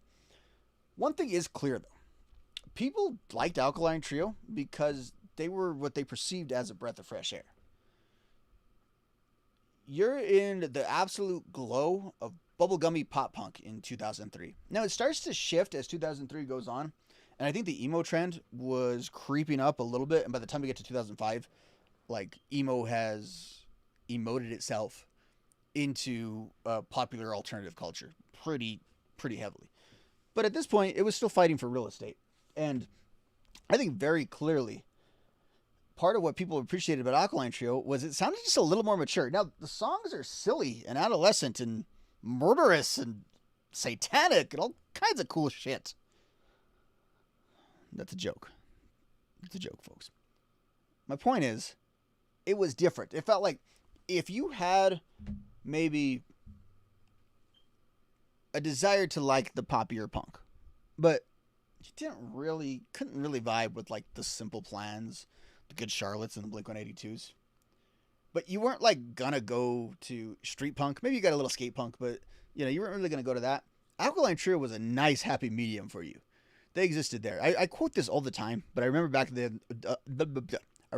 day on their website, somebody commenting that Alkaline Trio was Blink-182 for the cool kids, and that is perfect. So like, look at this one line that we have here in the review that happened at the time. The reason this album sets the band apart from other acts who have broken into the mainstream with polished to perfection recordings is that this album is good, even great. Boom, that's a pretty high praise. Musical peers in the world of emo have recently released sellout albums. That discourse is fun. Such as Dashboard Confessionals, A Mark, A Mission, A Brand, A Scar, and Saves the Day's newest, In Reverie. That's not a bad album. Both of which are flawless productions, but were obviously recorded with the give them what they want mentality. How dare these bands try to give the fans what they want? Oh, I hate this discourse so much. They, being the media. These aren't necessarily bad albums, but the sound of both are a far cry from the sincerity of both bands' previous efforts. How the fuck do you know what the sincerity of their previous efforts were? Sorry. But seriously. Sorry, guy in 2003. He's probably a cool guy. Beating up on something you wrote 20 years ago. Don't look at my post from 20 years ago. Jeez. Good Morning manages to retain the dark, morbid lyrics of albums past as well as its catchy hooks and sing-along quality without giving on to MTV's idea of what pop punk should sound like. Yeah. Fuck you, MTV.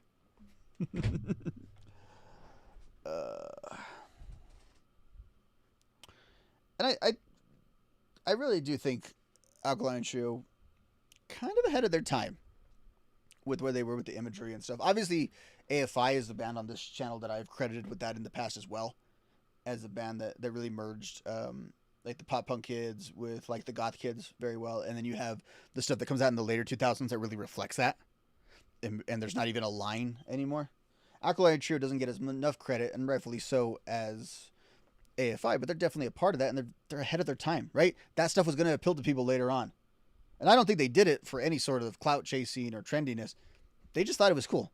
Again, their first album has 666 on the cover. So they've always been about this. Of course, this is also the era where in every interview, Skiba is working in his Anton LaVey takes, right?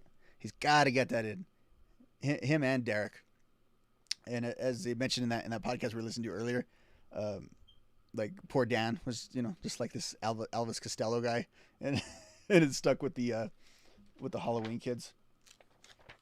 Something I did find in the course of my illustrious research was something I had laying around, something I remember from the time, and something I repurchased. You guys know, if you followed me on this channel, that I want to collect like every issue of alternative press ever, but it's going a little slow. But I do have this, which hopefully isn't keying out too much. And this is the, what month are we? June of 2003 edition of Alternative Press. So likely released about now. About now, 20 years ago was when this was on newsstands. Remember newsstands? Me neither. And you have our boys Skiba, Grant, and Adriano on the cover. Dirty fingernails. Disgusting. There's some cool imagery in here. Obviously, we're not doing a stream so I could read an article to you. But there are a few takeaways. And most of it is the story that's already told. But this is the story they were telling at the time. So, to me, there's a little bit of intrigue there, if I'm being perfectly honest with you. Let's check it out. So, they note about the sales figures and how Skiba moved out to San Francisco and became good friends with Fat Mike and Aaron. But here's something interesting, and here's direct writing by the author. But he breaks down what Good Morning was going to be. Now, for context, this article was written and released before the album came out. So nobody had really heard the album other than this writer, who Matt Skiba, over some glasses of wine, he played for it. He says here, Adriano's songs on Adriana's songs on an album called Good Morning stand out like a sore thumb, with all warm melodies and delicate odes to his new life. His new life is that Dan had just got married. And we've just spent like an hour breaking down the shitty state of mind that Matt was in at the time. So you wonder why there's a contrast on this album? There you go. That's why it is. Also, Derek notes in this thing that Derek at one point was in a Misfits cover band. Makes him a perfect fit then, right? To come hang with the trio? You're in a Misfits cover band? Joining the trio is natural. Well, he almost did more than join an Alkaline Trio. According to this thing right here, he actually was asked to join the freaking Misfits to fill in Danzig's spot. Talked about counterfactuals earlier, if like Face to Face and Alkaline Trio move. What a freaking counterfactual is that? If Derek Grant becomes the new Michael Graves? And this is post Graves? A little confused, but you get the idea. The writer would go on, the author would go on to note that the sound is more polished and personal. And Skiba would give the line that he would always give about their big hit song from this album going on the radio and being an anti-radio song.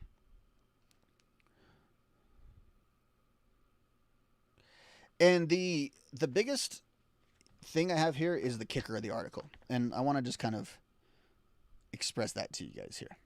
Because obviously, there's all this discourse, right? All this sellout, not sellout discourse, blah, blah, blah, blah, blah, blah, blah, blah, blah. I'd rather have a hole in the head.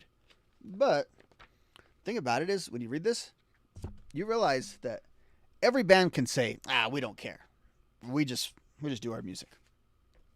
But when your fans kind of hate you, and they call you sellouts and all this, it probably does get to you.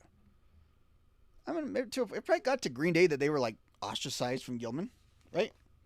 That was kind of screwed up. As I adjust my headphones. And in that podcast that I referenced earlier, I didn't know this, that Alkaline Trio actually played Gilman while having like a huge bus, like being this major band in like the Infirmary era, and came in and just played Gilman, which is how they got away with that. I don't know. But Matt, throughout this whole article, is really unconcerned with the label of the sellout. He didn't care. He knew he was a punk rocker, and it was what he did, and it was who he was. But check this out. So the article actually concludes with the fact that the writer felt like he learned nothing from Skiba. He was looking for Skiba to be like the deep and introspective, and here it goes. He talks about his conversations with him. Then it dawns on me. That's what I should have been writing about all along. Really, what do the Alkaline Trio stand for, if not the art of having a good time? Now that may not qualify as art or even punk, but in an underground world where far too many people lose far too much sleep trying to define both art and punk, this is really something. The problem with the Alkaline Trio is that they make one of the more complicated things in life rather simple, which in true is a bit of irony. Let me start that sentence over again. The problem with the Alkaline Trio is that they make one of the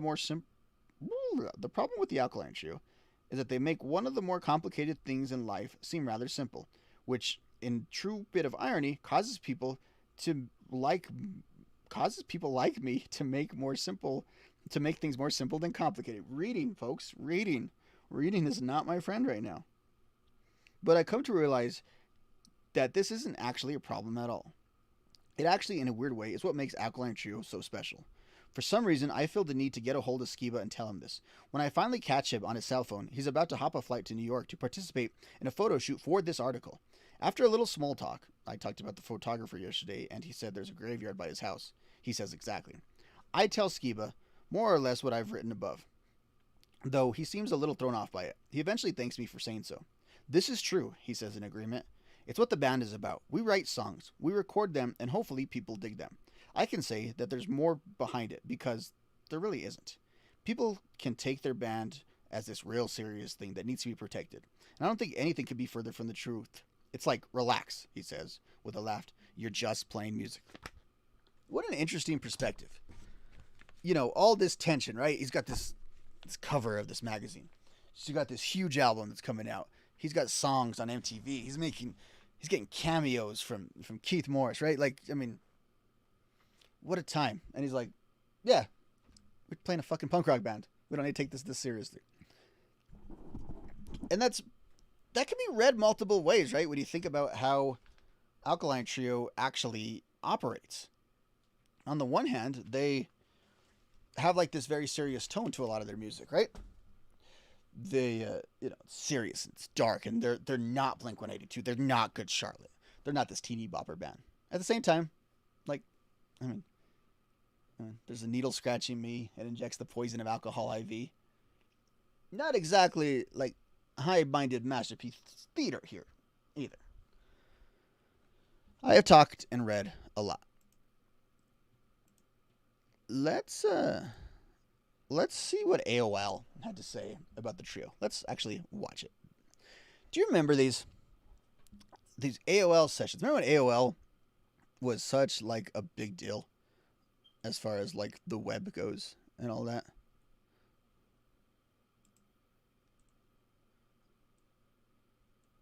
Let me pull this up right here.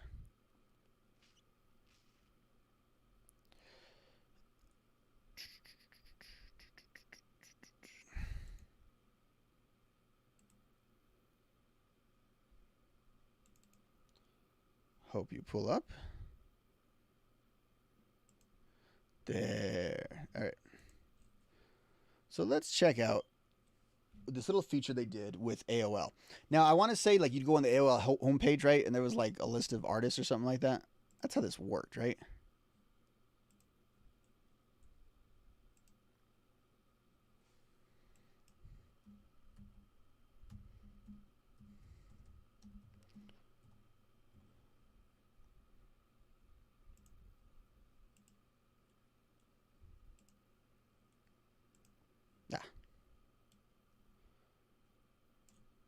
Don't cover me, bro.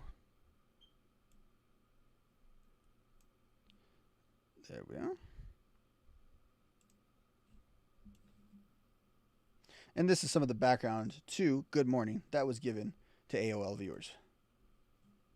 Up next, an up-close look at the Alkaline Trio with questions from the AOL audience.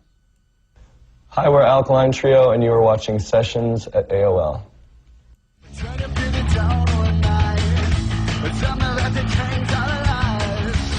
Offering up what they call a darker slice of punk rock, Chicago's Alkaline Trio formed in 1997. After several lineup shakeups, the trio now features longtime vocalist-guitarist Matt Skiba, bassist Dan Andriano, and drummer Mike Fulumley. Their latest, Good Morning, is perhaps... That is not who that was, AOL. You got that wrong. That is not who that was. You were reading copy that was written months before this came out, weren't you? their greatest yet. We asked about the album titles Double Entendre. We were throwing a bunch of ideas around. We had like 5 working titles. And just one morning when we were in the studio, I was eating breakfast and the waiter said good morning to me, and it just kind of like hit me in an M-O-U-R kind of way. It just kind of stuck. There's a lot of, funeral and death theme songs on the record, so it just kind of fit. The band explained why oftentimes their song work veers toward the darker end of the spectrum. Maybe the reason why most of our stuff sounds, tends to be on the darker side of things, I guess. Writing songs for us has always seemed to be kind of a way to, kind of almost a cathartic process, maybe just a way to get things off your chest, Grits. AOL member Pradeep Shankar wanted to know the band's biggest inspirations. Jawbreaker had a big influence on me when I first heard that band. Had a huge impact that things could sound like skate rock or sound like punk rock and still have some depth to it. Again, I've said this in the past. And I like Jawbreaker, but I'm not obsessed with him. But the influence they have over the shit we talk about on this channel is, I think, very understated. Because you like to think, oh, it's Suffer and it's Punk and Drublick and it's all. Yeah, it's that too. It is. It's Miley Goes to College. Yeah, it's all of those things. Jawbreaker definitely deserves their flowers. It doesn't have to be about a pizza or a keg party or something. It's like has substance. It's like something very personal, but put in a way that people can identify with or whatever. Put in more like metaphoric terms. AOL member Coolidge 87 wondered how the band views the issue of selling out. I love, like nowadays we read people's like tweets or their chats or their super chats on the screen. Like I like how people were submitting their little things to AOL back in the day.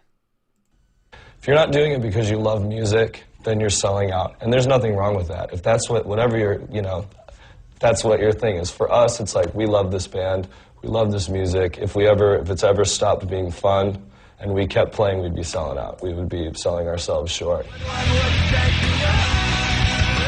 Since the trio's songs often refer to dark and sometimes satanic stuff, we asked if sacrificing animals was a daily routine. I hope so. Not every night. Just when we're pretty like satanic. We're really into Satan, and we sacrifice goats, but we don't kill something that we don't eat. So Same. We're vegetarians. Me and Derek slaughter the goats, and Danny eats them. It's like tofu, basically, that we sacrifice and then we It's kind like of goat marinate food. it and then eat it. Tofu blood is actually very evil. Goat food. Go foo. Go fool yourself, Matt. Go fool yourself. Oh, goat. Oh, goats. The trio. Gotta love them. All right, guys. Let's pull up a couple of websites and let's actually get into the songs on Good Morning and talk about them. Let's read some lyrics. Who doesn't love reading some lyrics? Who doesn't love watching me type?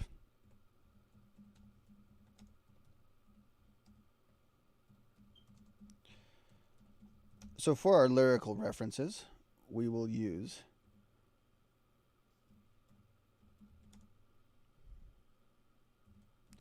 a little bit of Genius lyrics. There's not a ton of comments on Genius for this album. I kind of skimmed it earlier. We will also use songmeanings.com.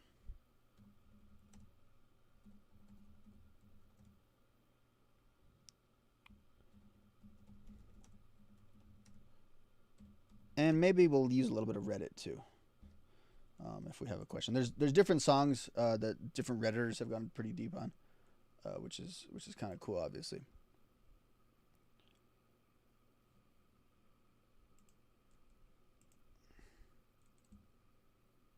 Okay, let's kick this album off right. Let's experience some Mourning, some Good Morning.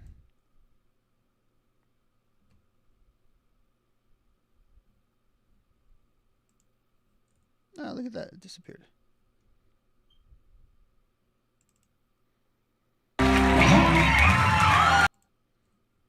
Now, Good Morning album starts out with the full-on banger.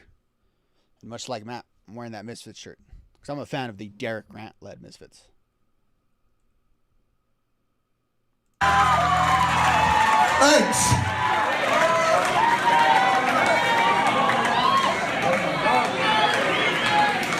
Oh, there's one record left to play. Holy shit, we're almost get it.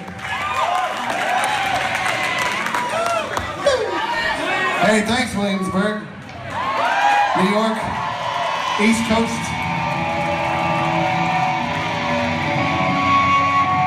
Let's get into it.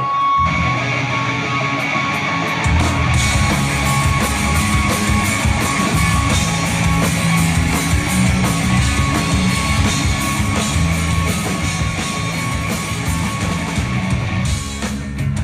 together.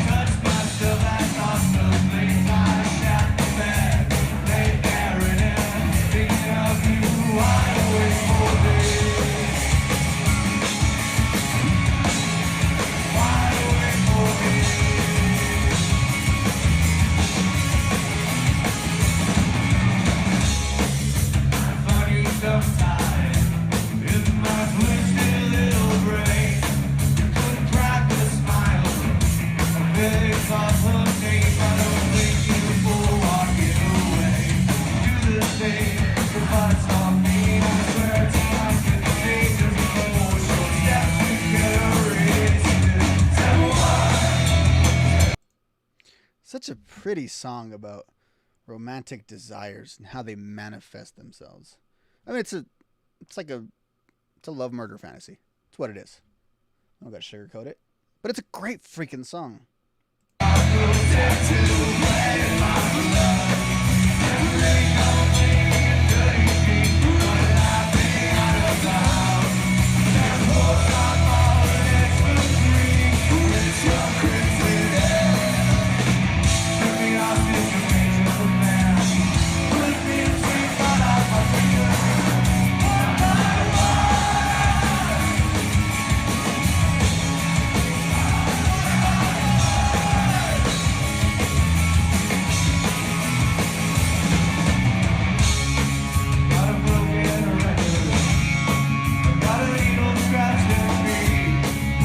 I've clowned on that line several times, but it still hits you when they play it, man. When you experience it, you experience it.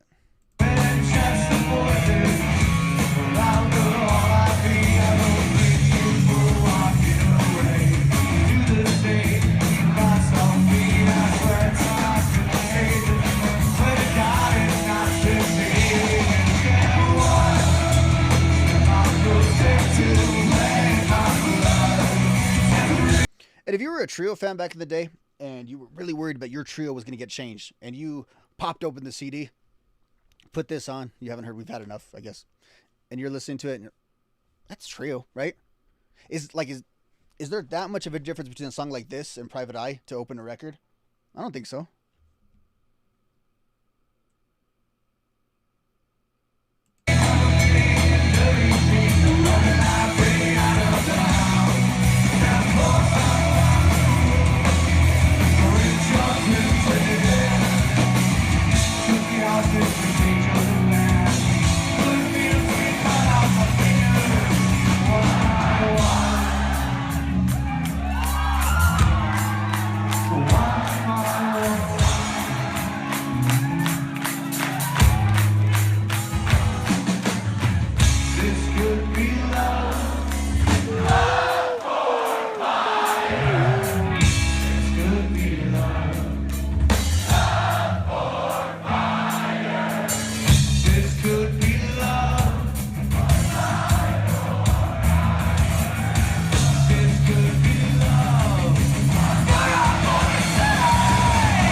That's a great thing when you're a famous band with songs that people know. Those really hard part to sing, the crowd can just sing them for you.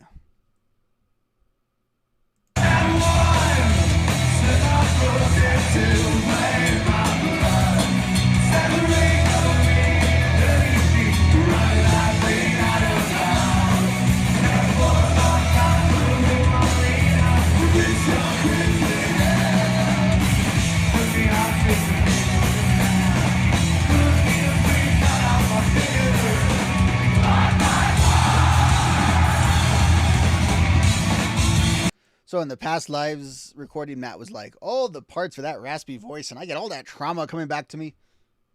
You guys sing it.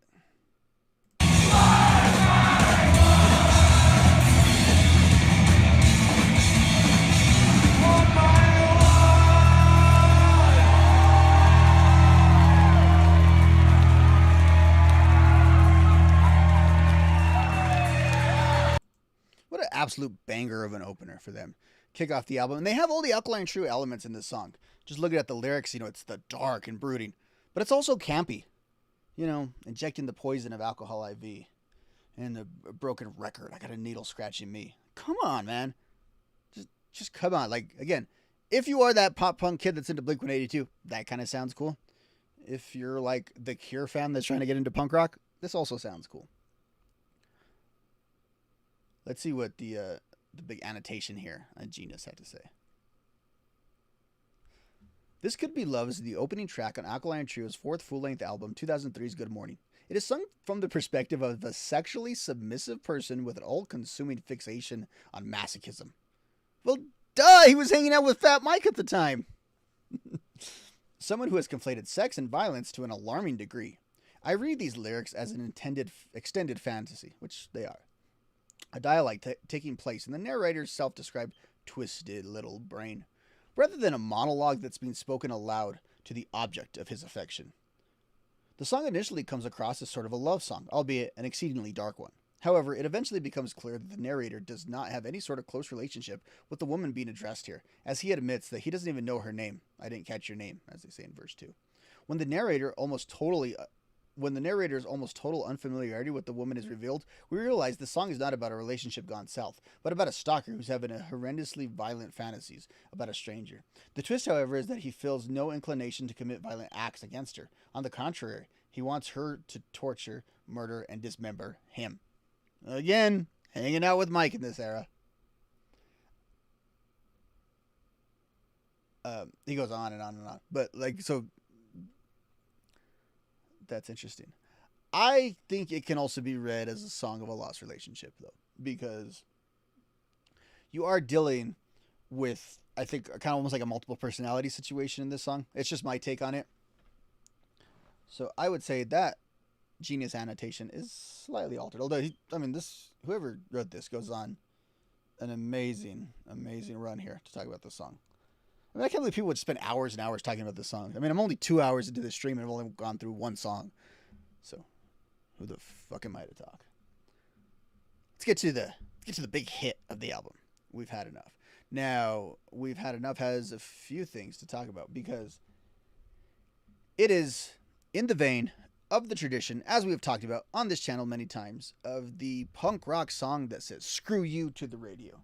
From rock and roll radio to We Want the Airwaves to the Ataris singing the radio sucks. There's plenty of versions of this throughout the history of punk rock and pop punk in particular. This was Alkaline Trio's version. It was also the song that they would ironically point to all the time. That was their first real radio hit. It did have a video on MTV. If I recall back in the day too, it kind of came with the enhanced CD, the official music video, which the official music video is great. Right? It's all that ghost imagery and Skiba coming out of the thing, and it's shot well. This song, as was referenced on that podcast, though, is an amazing song from a drum perspective. Just the way it starts out. That's the start of Goodbye Forever. That's not We've Had Enough. Perhaps I should let Alkaline Trio, the professionals, handle this.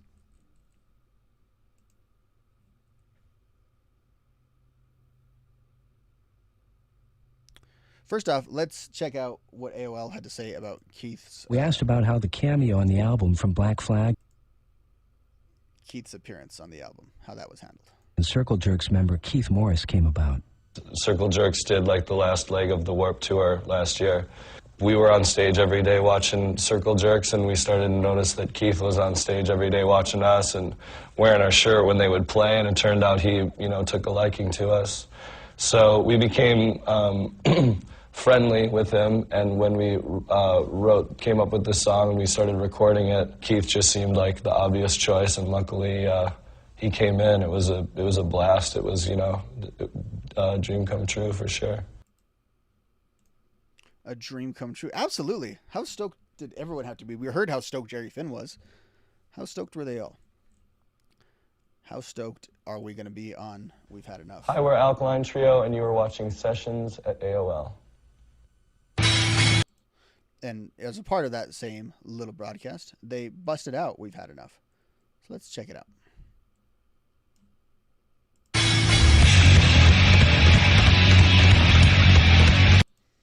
To be honest with you, that intro from this recording almost sounds like there's a Nirvana song. Is it Drain You? Yeah, kind of has that vibe to it, doesn't it?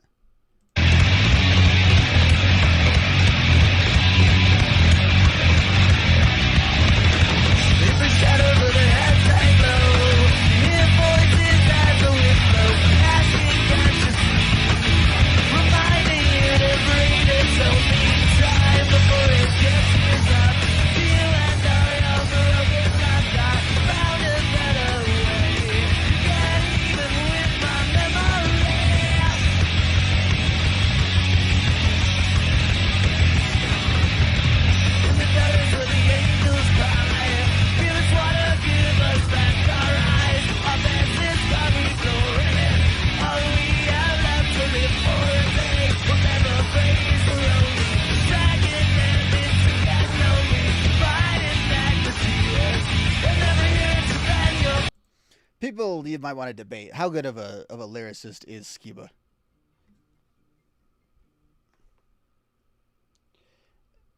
don't care if that kid missed school today. I really don't. It's the end of the year. All right. So, a day will never face. We're only second-handed, sick and lonely, fighting back the tears and every urge to Van Gogh both our ears. Like, what kind of dark ass poetry is that? It's amazing, right? No wonder why, no wonder why I was into this shit back in the day. Good God.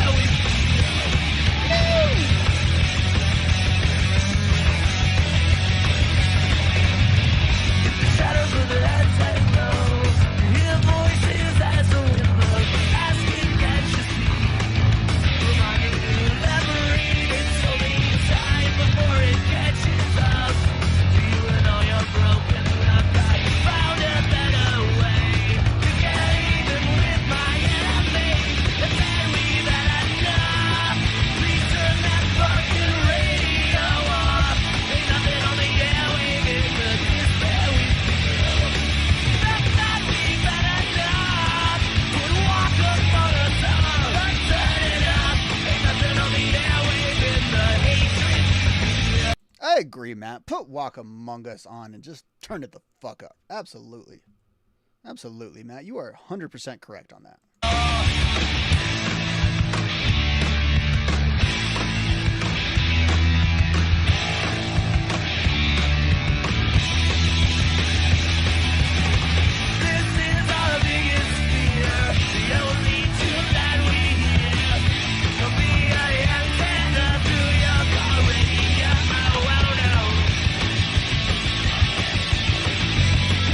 I truly believe that Alkaline Trio made timeless music.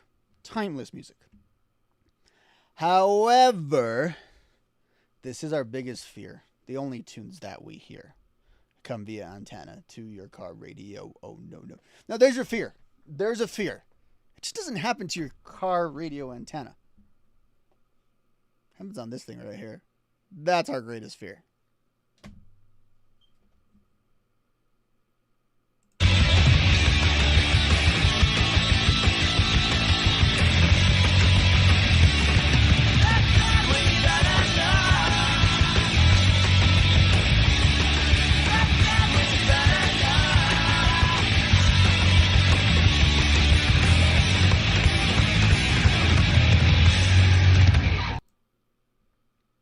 Amazing. Just amazing. And right here off the bat, we got two Matt-fronted songs right away. So if you're listening to this again, you know the Dan song is coming, right? You know it's coming, and that third slot's usually a good spot for a good Dan song. So you're really following a lot of the Alkaline Trio formula here.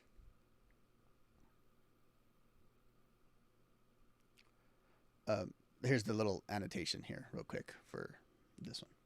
The second song off of Alkaline Trio's 2003 album, Good Mourning, is the song that... I cannot read tonight to save my life. The second song off of Alkaline Trio's 2003 album, Good Mourning. This song was written in approximately half an hour and is essentially taking back the radio from the awful pop music of the time. And pop music was pretty awful at the time, although I have an affection for it now. According to Alkaline Trio's vocalist and guitarist, Matt Super Skiba. Can't disagree with anything there. It's funny though, again, these, quote unquote emo bands or whatever you want to call them, they had this weird knack to make songs that sounded all dark and, where the heads hang low and all that good stuff. But they're about stuff of like the Backstreet Boys suck is kind of the thesis. And I don't know, it's just a funny way to think about it. All right. Let's keep it moving. Having fun. I love these songs. So let's get some of that Dan love going, right? It's been all dark and murder fantasies, and we're not on the radio. But like Dan just got married. Dan's a happy little Elvis Costello impersonator. So let's keep that positivity going.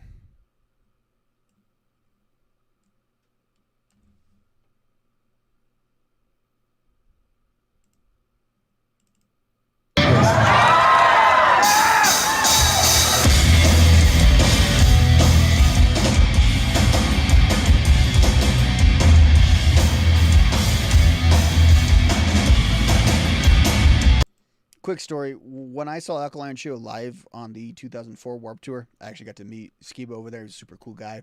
I want to find that photo. It's a cool little photo.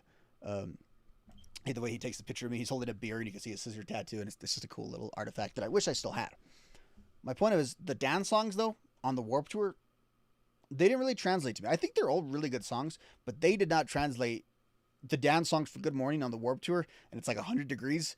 You're maybe in a lovey-dovey mood, but you're more like wanting to, I don't know, see the girl from the rock show than some of these Dan songs. Oh, I sang them at the top of my lungs, though. Bet your ass I did.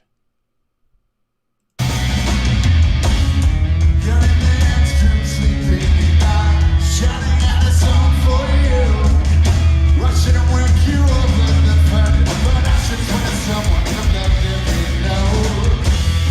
So dream a good one tonight. I listen to the bad ones when they come.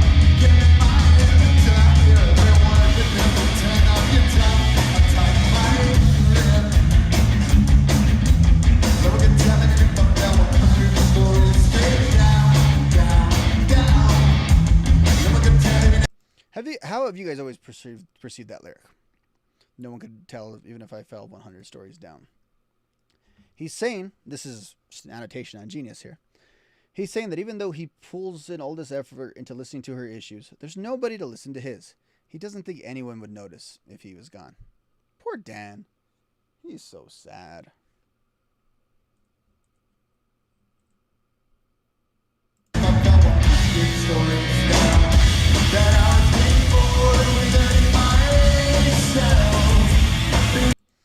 But even in the Dan love songs, right?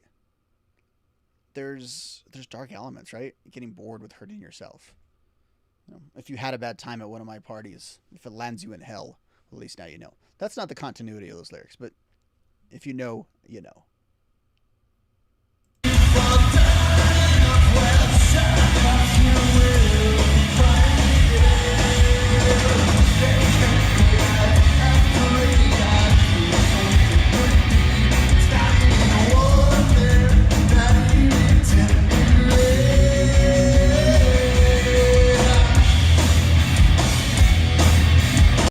Now this verse here has some fire lyrics here. Dan's got great lyrics on this album. Great lyrics. And he always has. But again, if you think this was the peak of Dan, I would not disagree with that. And if you think Dan won the album, I don't think I would necessarily disagree with that either.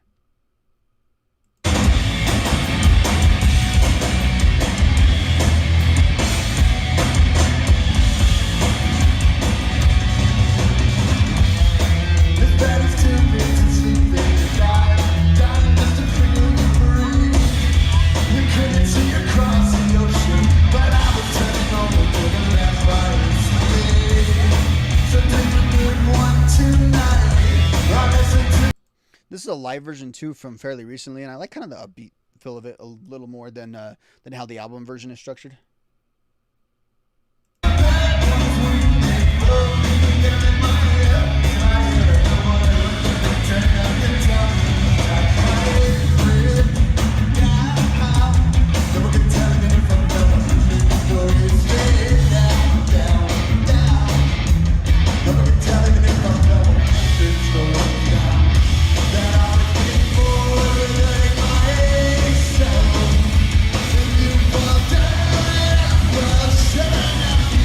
How do we categorize, or how do we put into like a genre Dan's music with Alkaline Trio? And I asked that earnestly. Like, how do we phrase that? I mean, obviously it's got like a punk feel to it, but I think it's more straight up rock. But I want to know like what version of like indie rock, like what subgenre? I'm asking you guys. I don't know. I just don't have the grammar for that kind of thing. What would you categorize Dan's solo work and his work within Alkaline Trio more specifically as? I have never really been able to answer that for myself.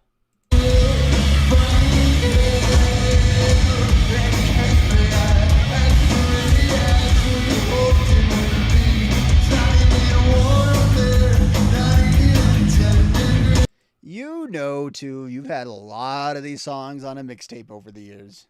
Admit it. You know that's the truth. Dream a good one.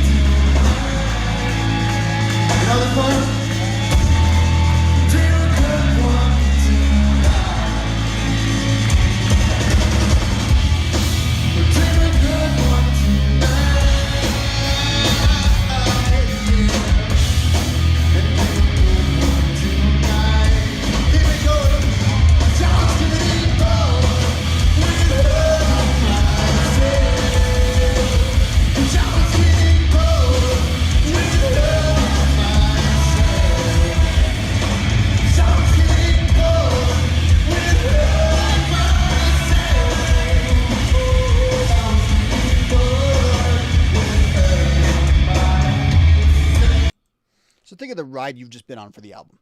You were having like a murder fantasy, maybe a submissive fantasy. You said, fuck you to the radio. But then you got bored of hurting yourself. I say that to make the point of, it's a pretty diverse record. It's a great record. One of the greatest records ever. And like my fifth favorite Trio record, if I'm being completely transparent with you. Let's get into one of the more serious songs. One of the more disturbing songs in less of a fantastical way. Alkaline Trio has a lot of songs that not only deal with the campy Misfits level of darkness, excuse me, they also have so many great songs that deal with actual death, like death of a friend, death of a relative, real tangible human emotion death. A lot of it, like this song, Continental, that we're going to talk about, has a lot of drug overtones, obviously. But there's songs about illness. There's just a lot of great songs about death. I love the song You're Dead. That one is a personal one for me. Someone passed away, and I heard that song, and it was just... And I was very familiar with the song. But this, I was very close to this person at one point in my life. When I found out they passed away, it was just... blew me away. And to be honest with you, the O'Hare Airport actually figured into the death, and they reference it in the song. So that's a personal thing. That has nothing to do with anything or anyone else. That song is very personal to me, but it's not on this album. This song is also a very personal song. Let's see what the recording is. I think this one was a little harder to pin down, and I wanted to get a fairly quality recording. So this might be the actual Past Lives version. Let me see what I used.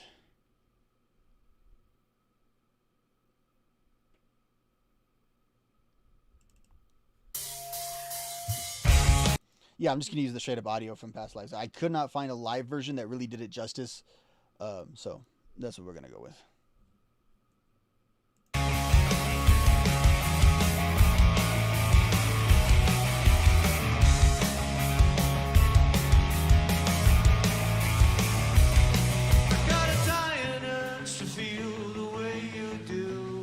It's an interesting take on that Skiba voice, because there's Skiba voice playing a lot of shows, but like, it's a little healed up. You can tell from how he was feeling around Good Morning.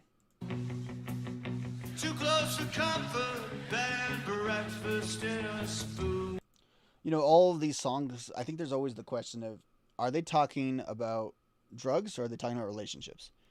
And that is kind of like an essential question if you're going to go on a lyrical deep dive of this album, because there's so many of like the double entendres. I mean, even the name Good Morning, right? There's a lot of that. This one, though, I think is just so clearly a drug song. I mean, it's obvious, but it really kind of hits you because think about it. The album has been rather frivolous to this point. You have your fantasy. You have your Screw You Corporate America song. You have a I'm in Love with You song. And now just a legitimate song about someone dying because of their addictions. So we took a very serious and dark turn with this one.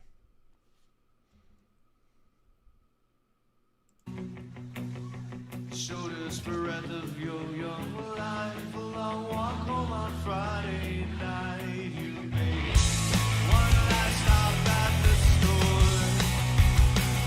Too close to perfect, swear to hell, thought it was you. Scouting baby boys, now turning baby blue. Again, dark, turning blue. Got your pictures on my wall.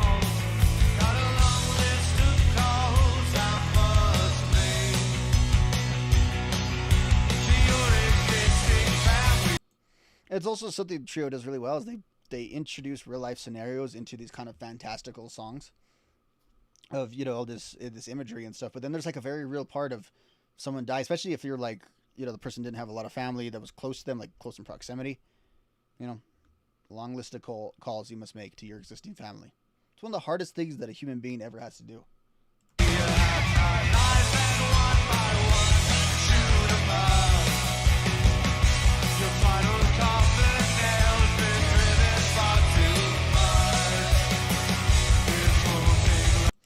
Now, how have you always perceived the chorus? And I'm curious what the annotation here is. Have you guys always perceived it as the person goes in to end their life, and that's why, you know, this won't take long, I'm not going far? Or are they going to get their fix?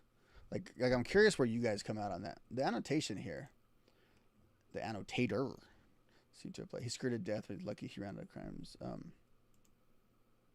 His buddy who OD'd says he'll only be a minute getting high, but he was so wrong. So that's their perception of it. You know, could be either. Because we don't know about if I'm remembering the song correctly, about the intentions of the deceased subject in the song.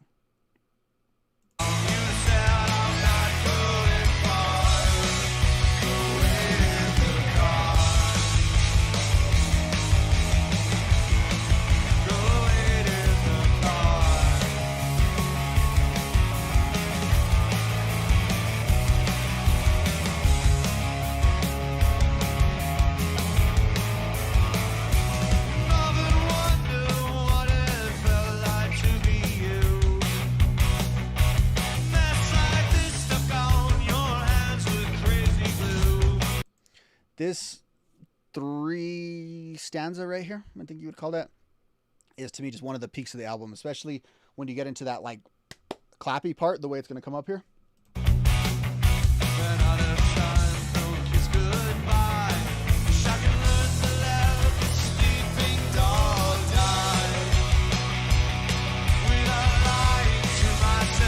Yeah, the album does that a little bit better.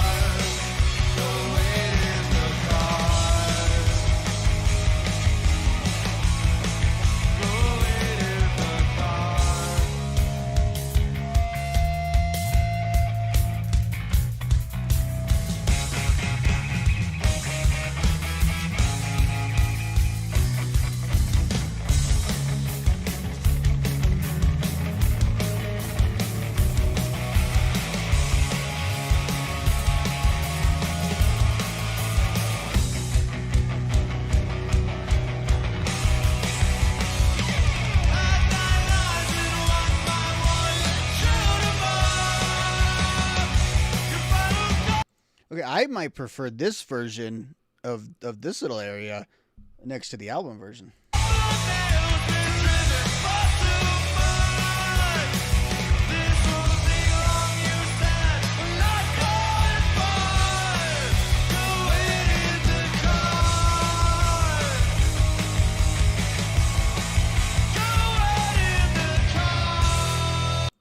Fantastic song, but man, a real downer. Now think about this in contrast to like Infirmary. How do we start Infirmary? We go Private Eye, Chainsaw. So yeah, it's dark, but we're upbeat. We're pop punking, right? Take lots with alcohol. Still campy, right? Stupid Kid, which again we're kind of hitting it light, right? Compare that and contrast that to the directions we've gone right here in the first 4 songs, but we kind of hit our stride again with All on Black.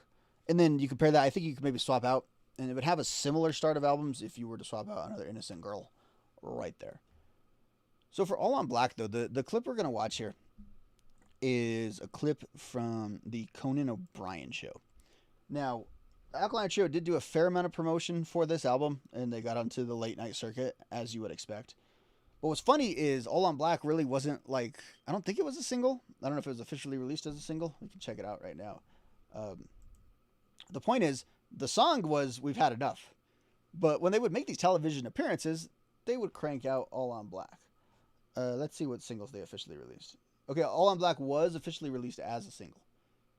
But, like, it didn't get traction as a single. Like, the album was big, and We've Had Enough was fairly big, but I don't think any one song really picked up traction as a singular single, period. That sounds like some selfish alliteration there. But let's check him out on Conan.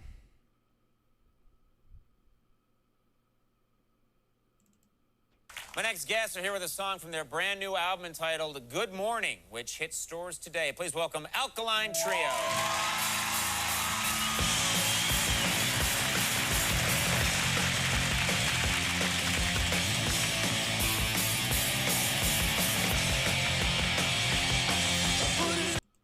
Again, I'm curious to know what other interpretations of this song are, but I've always viewed it as like a, yeah, you want to take my girl, I'll show you kind of song.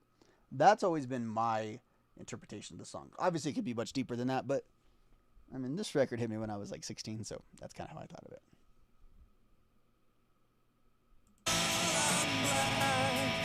No color, you're all dressed in and a stab in the back. Left you bleeding on the floor. A morning that died. The recent blasting of your insides. The smiling regret. Every time I think of how I spoke to. What does a smile and regret look like?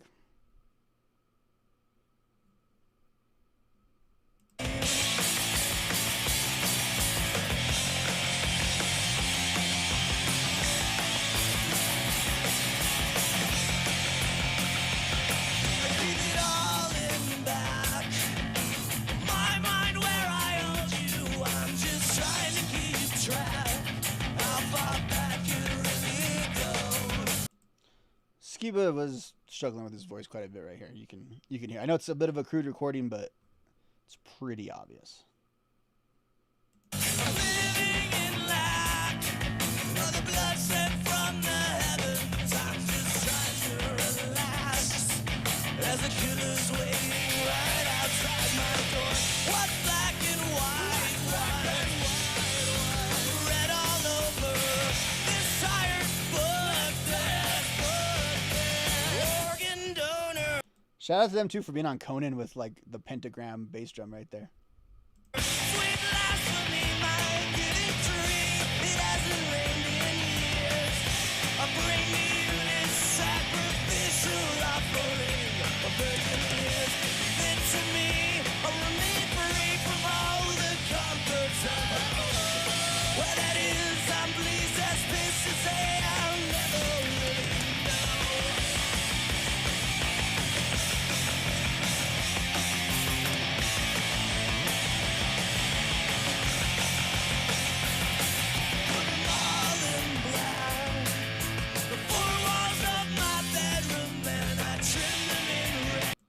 I mean, it's more kind of psychopathic shit going on here.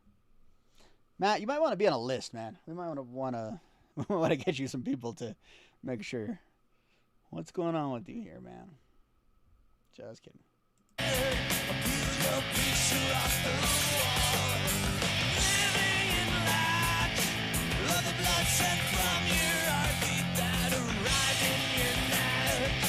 Every time I salivated over you. Guys, did you ever tell your girl that you salivated over them? Try that line out. See how far that gets you. What's upside down? What's coated in silver? This screws up there. My four-leaf clover, sweet blasphemy, my giving tree. It hasn't rained in years. I'll bring to you this sacrificial offering of virgin years. Fit to me, remain free from all the comforts of. Well, it is, I'm pleased as pissed to say I'll never really know. One of these days, gotta catch up to you. Growing looks like those around. One of these nights, promise to you, I'll soon be sleeping silent.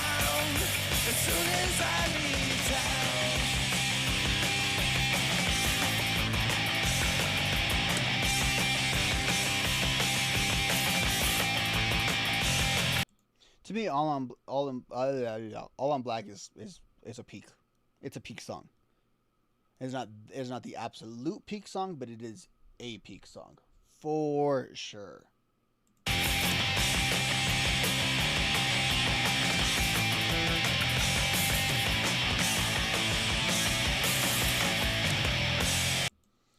Let's see if we have any notations here for it. Because, again, I've always wondered if my interpretation... Upside down crucifix, a lucky charm.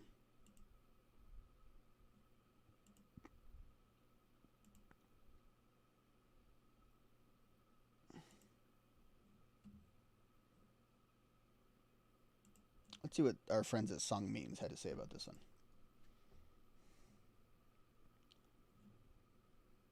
No, I'm still going to use ad blocker. Be a hypocrite.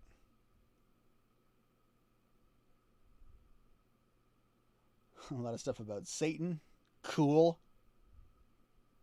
A lot of... Okay, this guy went into...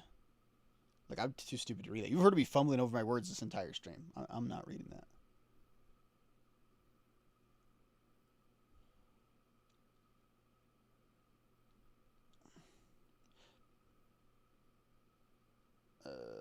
People just talking about upside down cross. Not a lot of insight. A lot of the Anton LaVey stuff. Just some good old Satanism. Did we not have a satanic panic in the early 2000s, did we? We had like a... We were afraid of people on the other side of the world kind of panic. That was our brand of panic in the early 2000s. Shout out to Satanic Panics, though. Great for YouTubers. Make a lot of content about Satanic Panic. So we're 5 songs in. We have a 4-to-1 ratio. Matt to Dan. Dan's going to get his moments, though. Dan is going to get his moments, and he's going to prove why, in a lot of people's opinion, he's the star of this album. And we got a song like Emma, which is actually a Matt song sung by Dan. And we have a little bit of context, actually, that I want you guys to check out. Let's give some full screen to this so we can see what they had to say about Emma back in the day.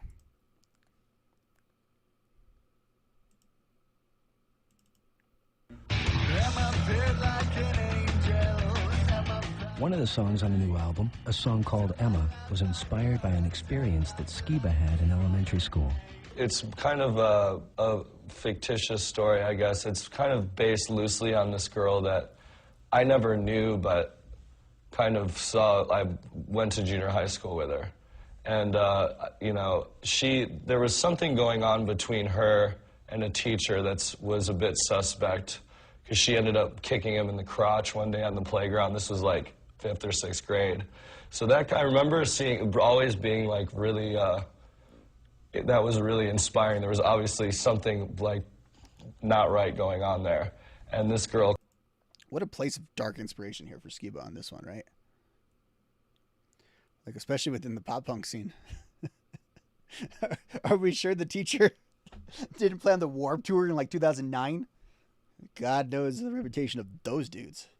Kind of like exposed it or whatever in front of the whole school. And I kind of wrote this story of this girl like moving to this small town and basically like mercy killing all these people that were hiding all these dark secrets. I love that context for Emma. Let's actually listen to a little Emma, though. And to me, Emma, now, 100 Stories is a good song, but it's where the Dan momentum really picks up on this album.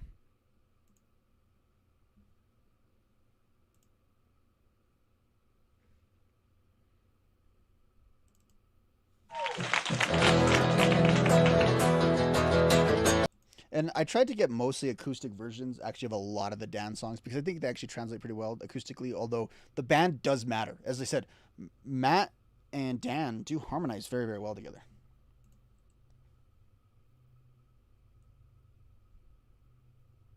I think if you go back and watch the podcast I did back in the day with Mike DeMonte, again, where is it at? Did I drop it? Nope. It's right here. Buy his book. Buy his book. Check out his work. He noted that himself being an educator at the time, he actually presented this book to his class as some form of poetry.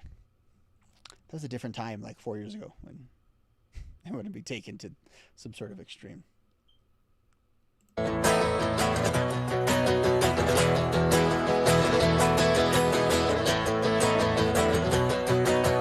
Emma appeared like an angel. Emma felt like rain.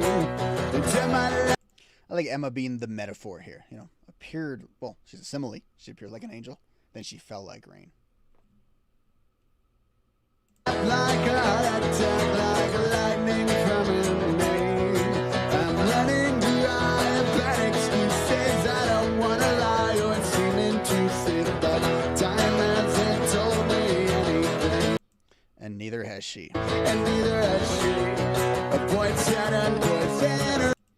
Poinsettia, poison rain. What a cool piece of alliteration. And I mean that genuinely. I'm not saying that to be a smartass, like for real. What is it annotated as? Poinsettia. Oh, we know what a poinsettia is. Thank you. Thank you, Genius Lyrics. Real smart one on that one. The poor person whoever put that in. Dreaded through the forest out and injury. Watched it down the drain with one silver bullet till I get it.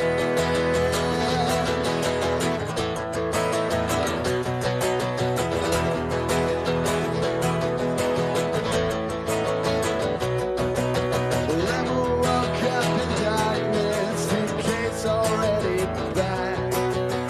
No doubt that that's dance I didn't lesson silly, never coming back. A nightmare in my street the day she arrived. A nightmare shouts out in which shade I get to let her feel at home. Somehow made me. God, that little verse there is so dark, right? Let's just check it out for a second. A nightmare on my street the day she arrived. Because, you know, she's getting her revenge, right? It's almost like a Freddy Krueger, but like from the victim standpoint. A nightmarish household in which she died. Because it made her feel at home. Somehow made me feel at home. A poinsettia, poison rain. Traded through the forest out and injury. We washed it down the drain. With one wooden step to the home. And two Vicodin. Yeah, they keep washing this thing down with those 2 Vicodin, man.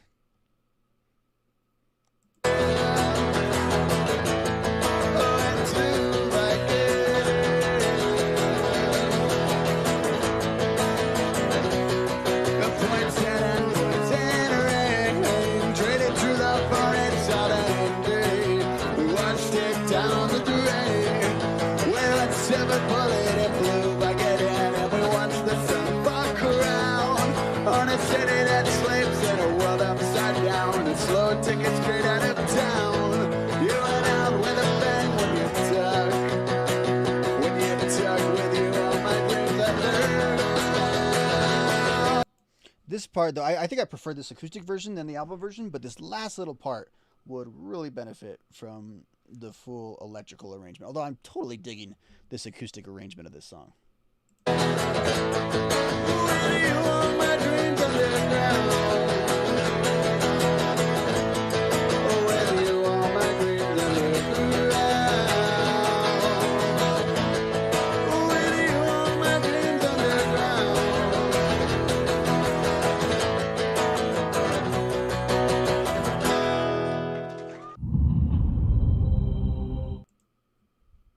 Thank you for that.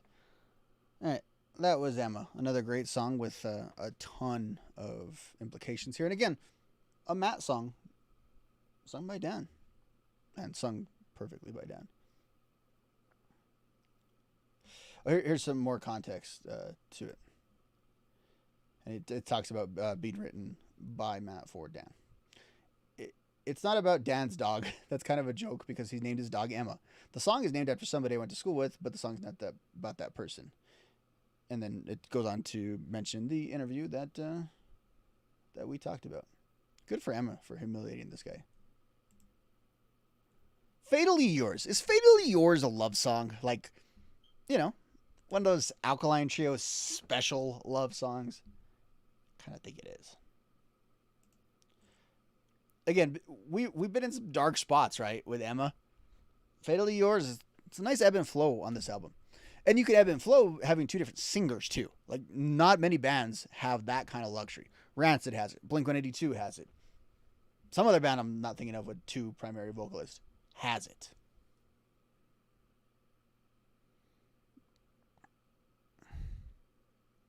To me, and if I'm recalling correctly though, Fatally Yours is like the last, maybe next to Donner Party. It's kind of the last like pop punk banger on this thing.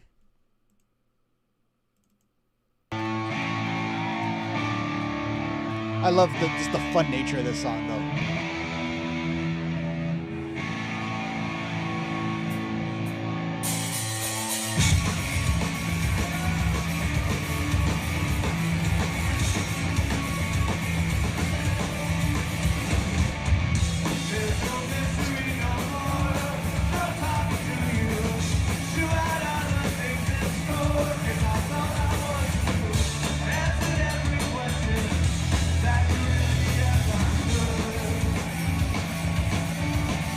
You can hear too. It's kind of drummy in that same way that We've Had Enough is, with that that real chugging kind of beat there that Derek brings to the table.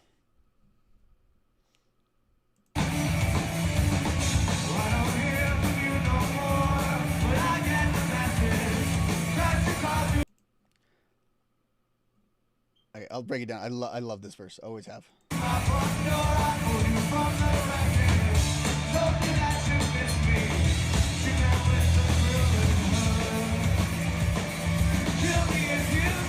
See, because to me, like, now we're reverting back, though, to a little, this is a little My Friend Peter, right? This is early Alkaline Trio. This song could have been on the early Alkaline Trio albums. It sounded really in place. Not that the other ones couldn't, but this one, this has the vibe of early Alkaline Trio, does it not?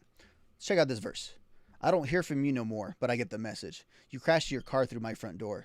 I pulled you from the wreckage. You told me that you missed me, but you meant with the grill and hood. You'd kill me if you could. Beautiful love songs. That's why Alkaline Trio's got a heart in the logo, right? They're a band that sings beautiful love songs.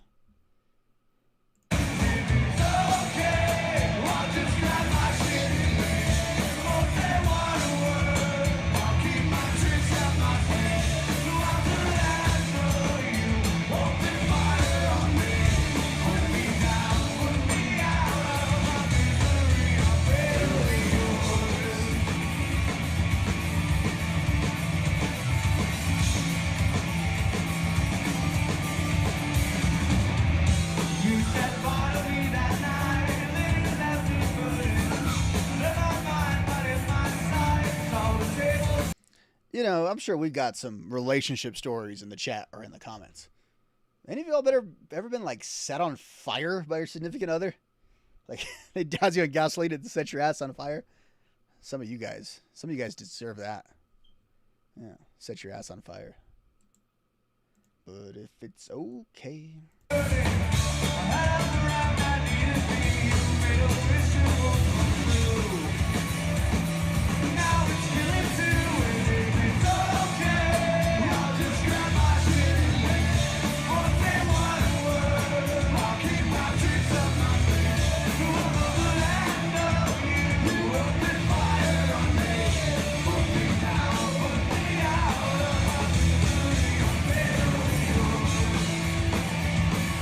We'll talk a little Blink-182 in a little bit as a certain relationship with Alkaline Trio. But it's funny because like this is generically, genre-wise, close to something like Blink-182 would do. And Blink-182 would have an emo record out this year. It's when they changed their sound. In no small part due to Alkaline Trio. More on that later. But also, Blink-182 could not do a song like this. Alkaline Trio can. Blink couldn't.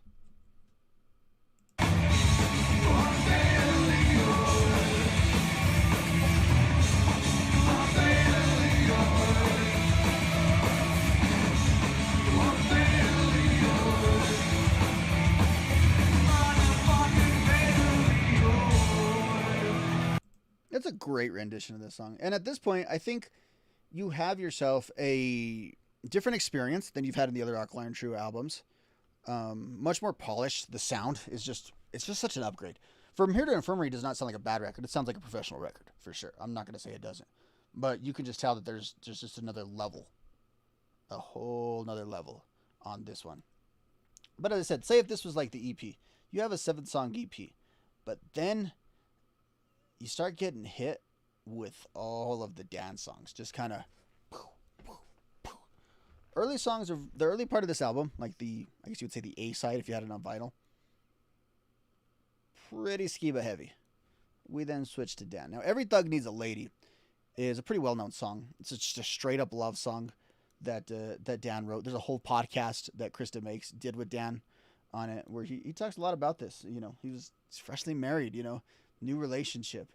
And, of course, this is a play off of the Ja Rule song, because why else? What else would you do?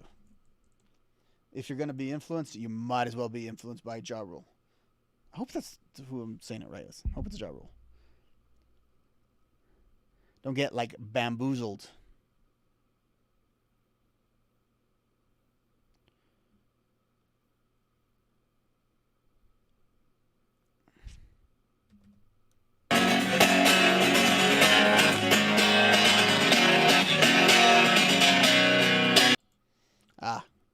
Playing in a record store early in the morning. Something I know these guys absolutely love to do.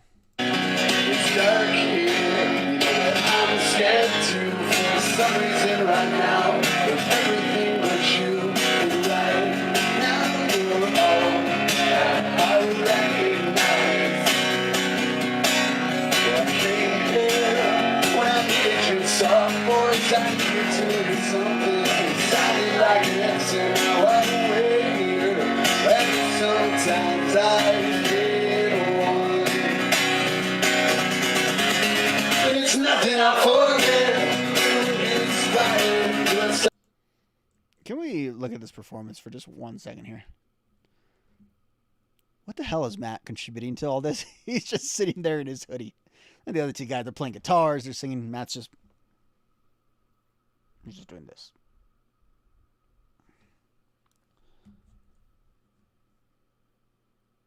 To me every day, believing what I am, because it's all that I have today.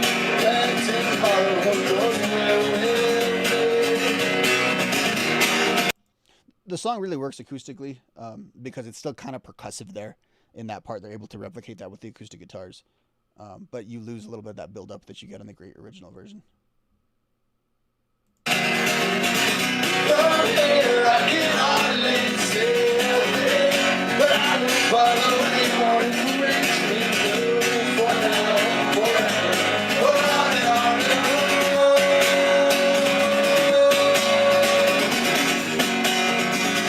That part right there, I think, just a little bit better with the full band.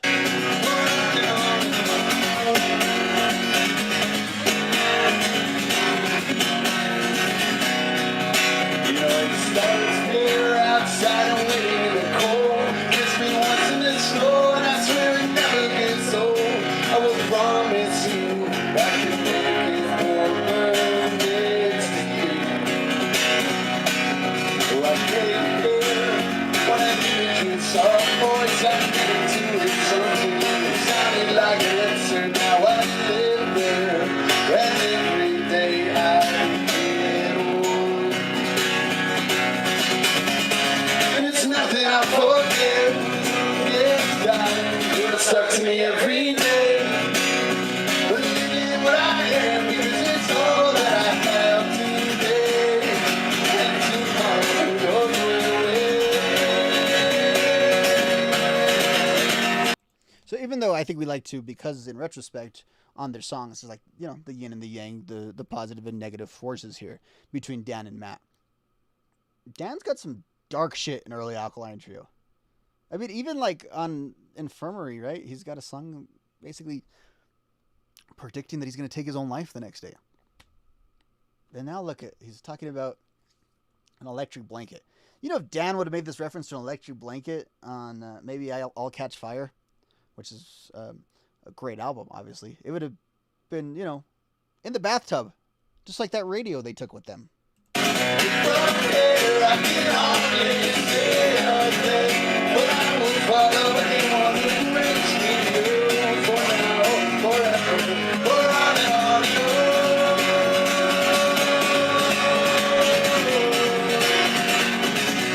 For on and on and on.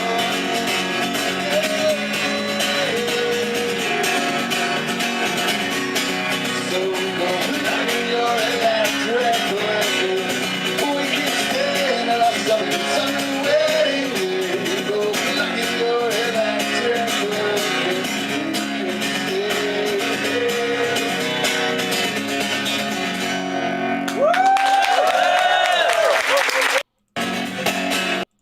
Now, Dan gets to keep his massive run he's got going on here. He goes back to back. Blue Carolina. Now, Blue Carolina is one of two Dan songs on this album that I think are criminally underrated. Now, Blue Carolina, I don't know how underrated you could say it is. I know it did make a Warped Tour comp at one point, so at least you got that. But it's an amazing, amazing song that, again, lyrically and vocally is just delivered in such a beautiful tone. It's one of the two underrated Adriano songs on this album. Do you know the other one? Sound off in the chat or in the comments. All right, Blue Carolina, where you at?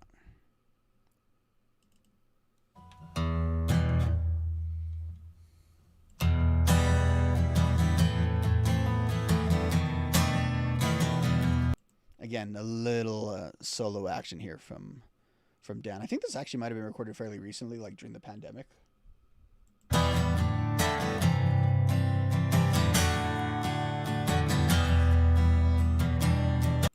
And honestly, it's kind of unrecognizable from the album version. It's everything that I can do right now. Oh, it's a completely different song. I mean, it's the same song, but you get what I mean. It's a completely different interpretation of the song. Do not think about you moving further off with every passing second and every night of my lonely summertime. Feel you missing from my heart. A part was kidnapped from my soul, and I can hardly wait until I get that sun in your lips, both pressing on my skin. And I can hardly wait until I gotta say, this little section here, I much prefer the album version, and the way the pacing goes. Overall, as a song, though, this might be a better song. The way that Dan does it here with this solo interpretation. that thrill in my heart that starts inside your eyes, and that song in my head that burns so good on my tongue. Yes, I will. Yeah, yeah, yeah, yeah, yeah. No, Rob. No.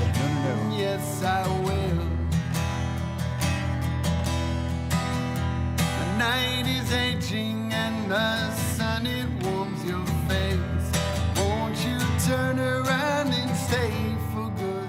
The air is getting much too cold. I am nervous and anxious, and it really counts this time. But you know all my favorite singers, they've stolen all of my best lines. It's moments like this in the song that you can push back a little bit on the notion that they weren't a shiny pop punk band. No, they weren't doing that. They weren't singing all those love songs. Let's check out the lyrics here. The night is aging as the sun warms your face. Won't you turn around and stay for good? The air is getting much too cold. I'm nervous and anxious. It really counts this time. And you know, all my favorite singers have stolen all of my best lines. Pop punk cheese at its finest.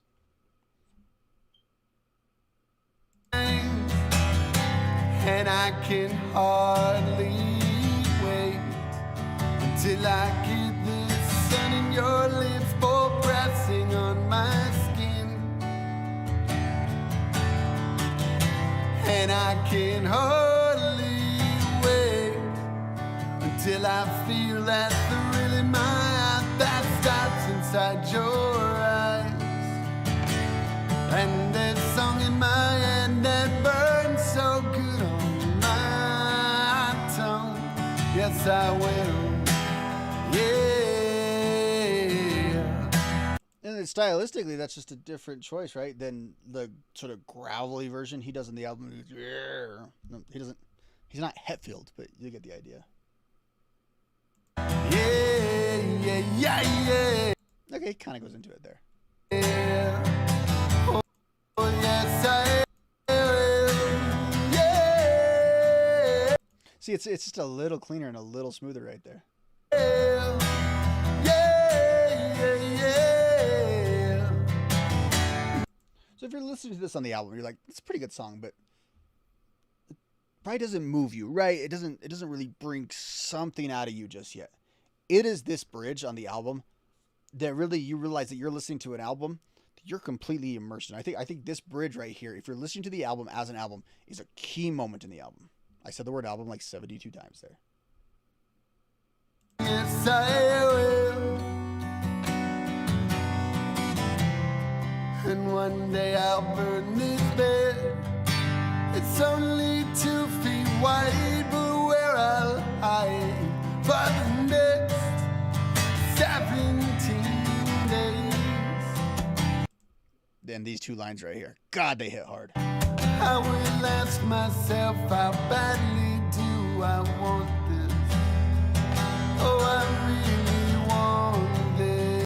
And regardless of the context, I don't care what you're talking about, relationships, moving forward in your personal life, you'll ask yourself, how badly do you want this? I really want this.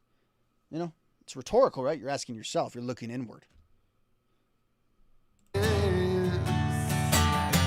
And I can hardly wait until I get the sun in your lips for pressing on my skin. Yeah, yeah, I can hardly wait till I feel the thrill in my heart that starts inside your eyes. When that song in my head, let it burn so good on my tongue. Yes, I will. Yeah. Again, smooth. Yeah, yeah, yeah. Almost more of like a chorus effect to it, huh? Yes, I will. Yeah.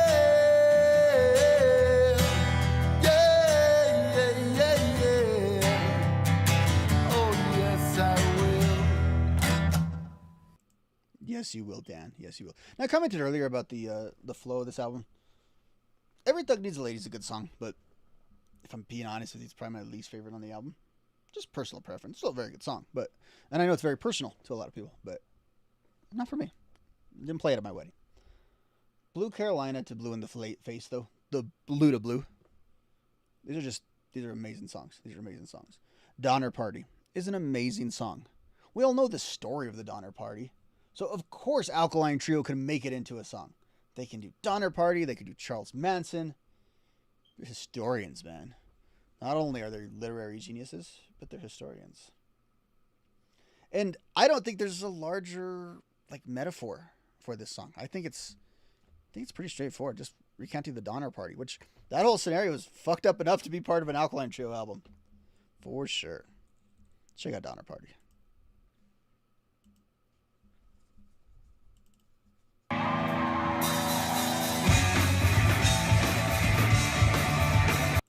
And again, one of the last two, as I said, pop punk bangers on this album.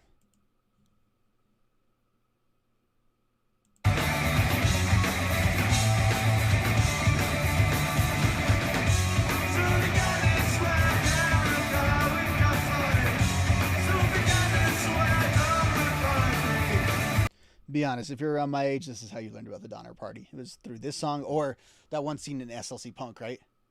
It's probably a combo of the two, right around. If you're in that demographic, we should go south.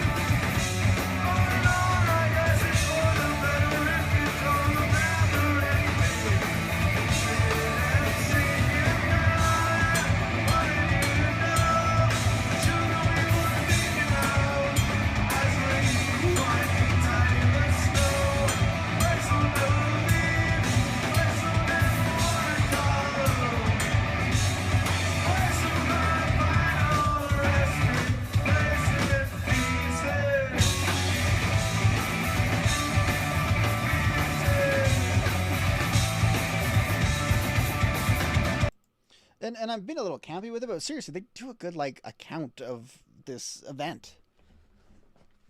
Like it's a good summary.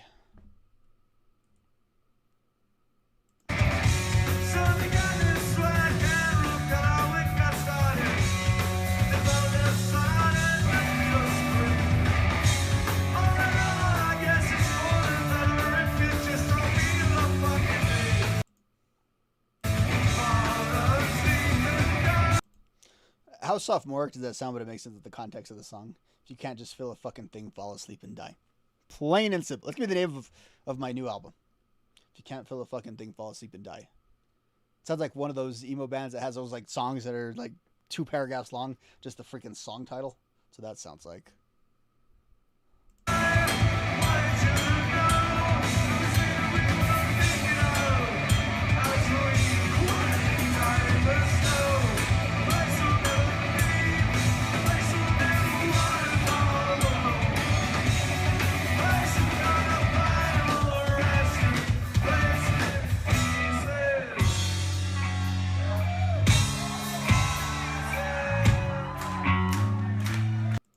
Let's see how this comes across in the live version, but on the album version, you love the little build up you get right here. It's beautiful and perfect.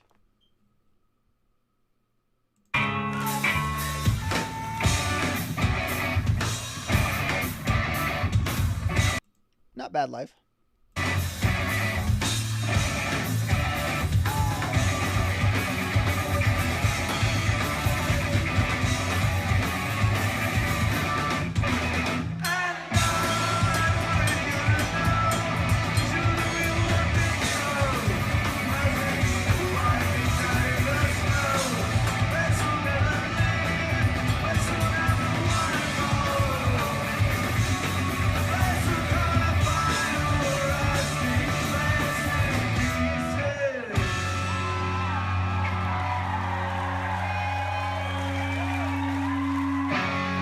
Beautiful, beautiful, beautiful, beautiful.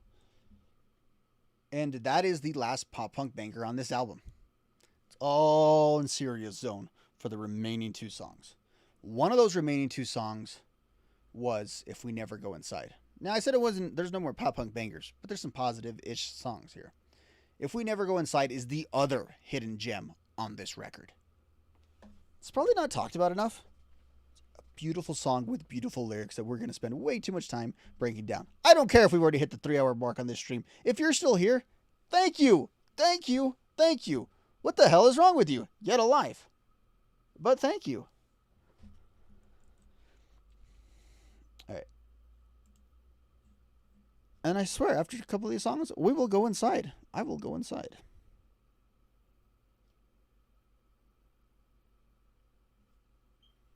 Let me put up the lyrics first, and then I'll hit play on the video.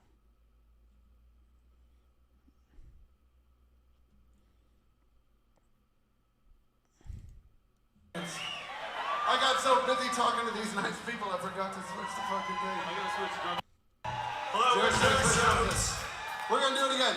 This song's for everybody here in this room. It's called If We Never Go Inside. It goes like this.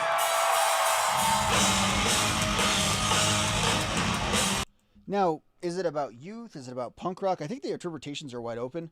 The point is, it's about a moment in time. I think that is clear. And it's the final dance song, and it ends his very positive album that he's had here with just amazing output where, I think he really enshrined himself as one half of this great duo on this album.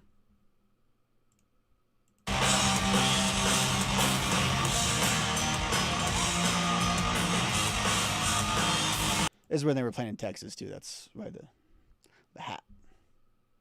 Emos.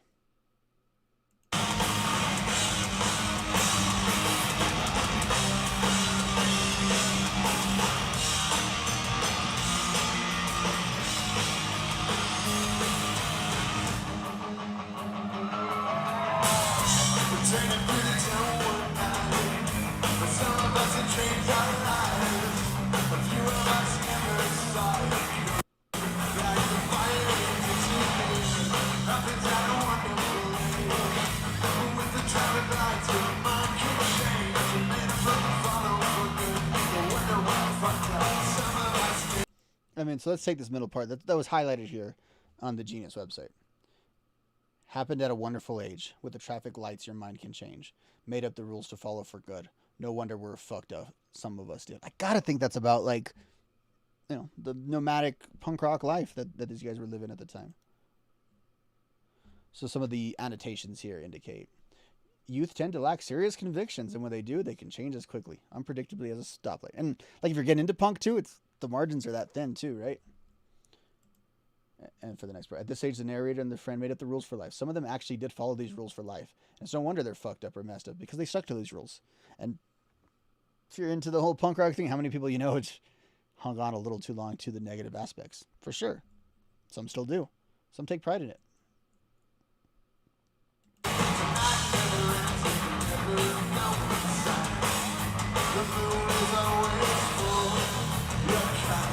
And I think, again, the overall theme may also, when you think about those lyrics, it's about Arrested Development too, right? Which, being in a band, you talk to these guys, you talk to them personally or even chat with them online. There is an Arrested Development there.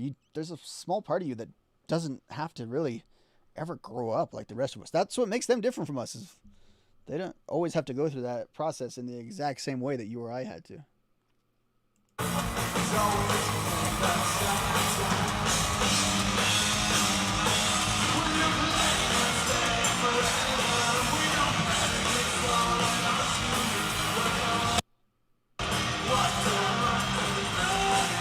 And again, I know I'm breaking down these lyrics a lot, but they're that good.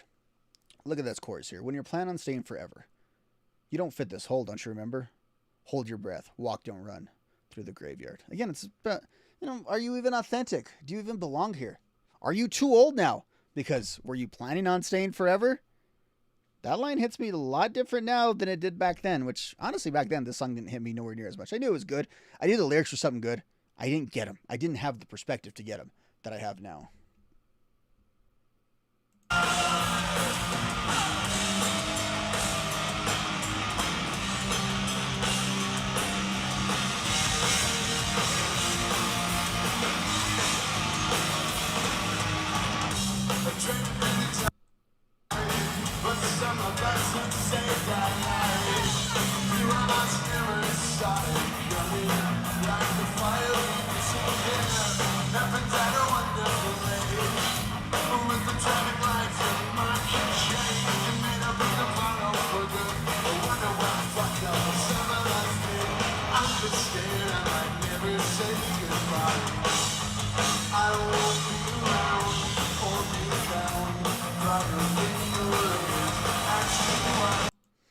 And again, I think as you break the song down more narratively, obviously it's a conversation, right? It's a conversation about these issues.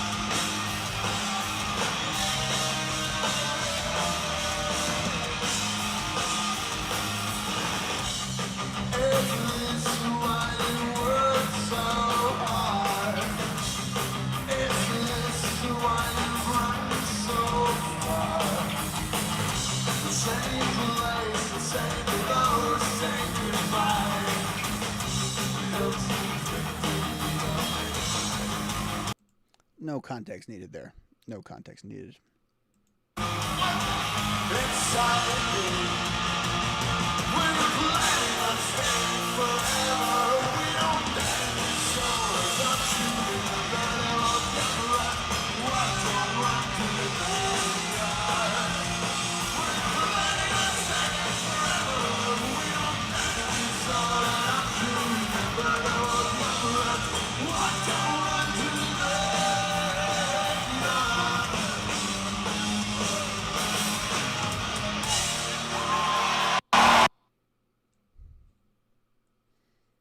Amazing, amazing song. Underrated song. Nobody talks about that.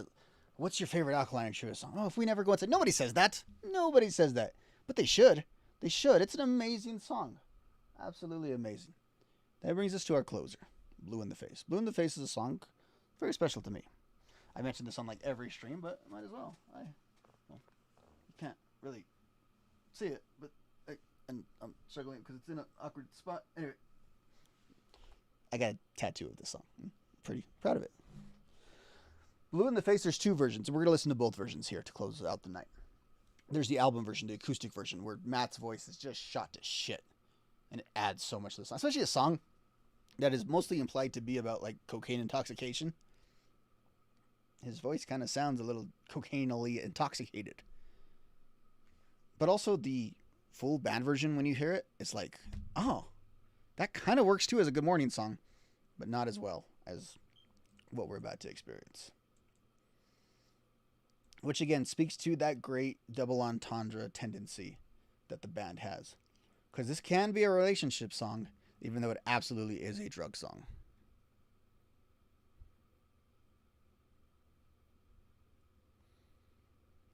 So many references to blue on this album.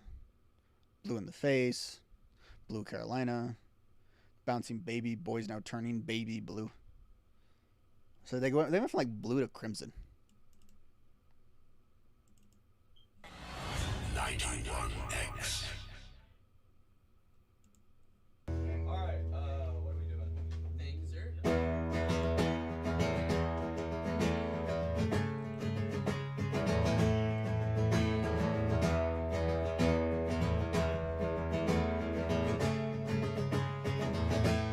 It's about time that I came clean with you, no longer fine. And again, you could read it either way. Is he breaking down? Is he coming clean to the significant other? Is he coming clean to himself? It's really the real crux of it all, right? I'm no longer unschooled. I thought that I found myself onto something new, just one more line. I repeat over and over again till I'm blue in the face with a choking regret. As I talk in circles round you on my bed. Can't see I blamed you one bit when you kept it all inside. When you left that night.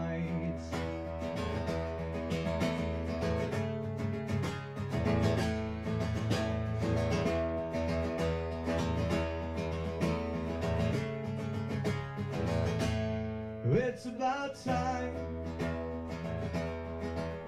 that you get sick of God, these lyrics are so fucking deep. I love them. me, no longer fun.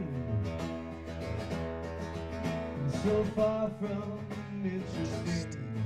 I thought that I found me a cure for feeling old. Just one more line to keep me sleeping loudly and cold in disgrace with a shameful regret. As I speak in tongues of myself in my bed.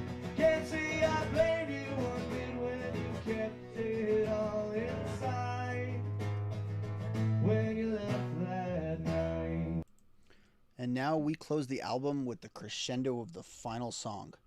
This is how you end an album, folks. If you're not going to end it with a banger, end it like this.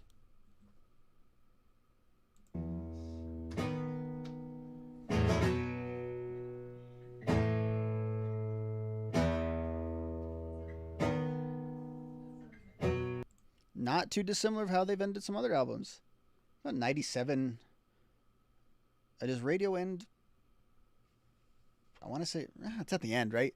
But it's these somber ones. Now, Infirmary ends with Crawl, which is a little bit of a thicker song, although has a very similar vibe. I do believe their albums need to be experienced from beginning to end in almost this narrative fashion, because this feels like the end of what we did. We had all this action, all this activity. If we never go inside, Donner Party, Emma, All on Black. We've had fucking enough. And now it's time to calm down. And it's a perfect, like, cool down song. As they do again with 97 and Radio. And all that followed fell like mercury to hell. Somehow we lost our heads for the last time. And all that followed fell like mercury to hell. Somehow. Now, on this recording that we're watching here, his voice is in so much better shape than it is on the album. Funny how that works. We lost our heads for the last time. I don't dream since I quit sleeping. No, I haven't slept since I met you. You can't breathe without coughing at daytime.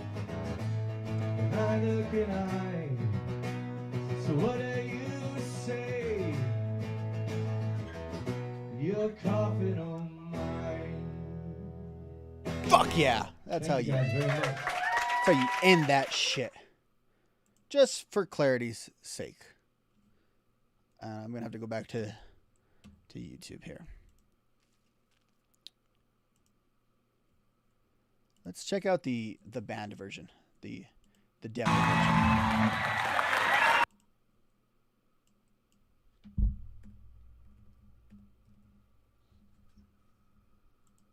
No, we'll get to you in a second.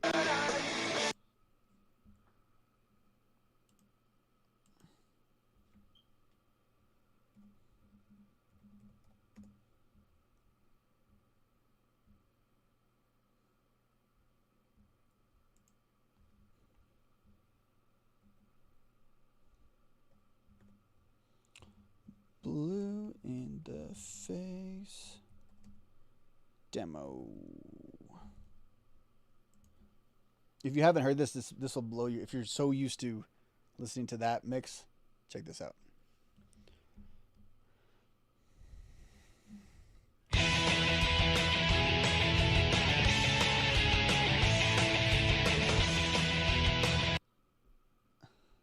I've had a hard time living with this. It's been a long time since I felt so sick. Right? Isn't that the vibe?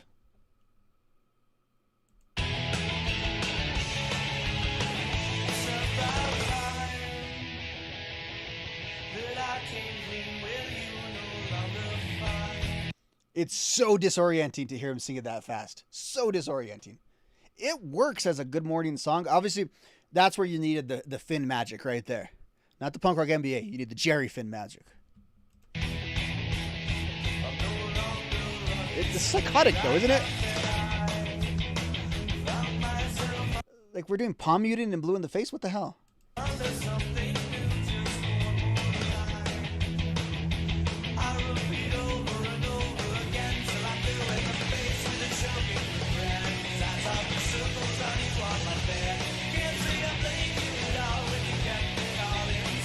The reason why this works so much better as an acoustic version, even though I can appreciate this version, is there's just a lot of words in it. And look, sometimes I like to talk a little fast, right? I could do that. I could talk really fast.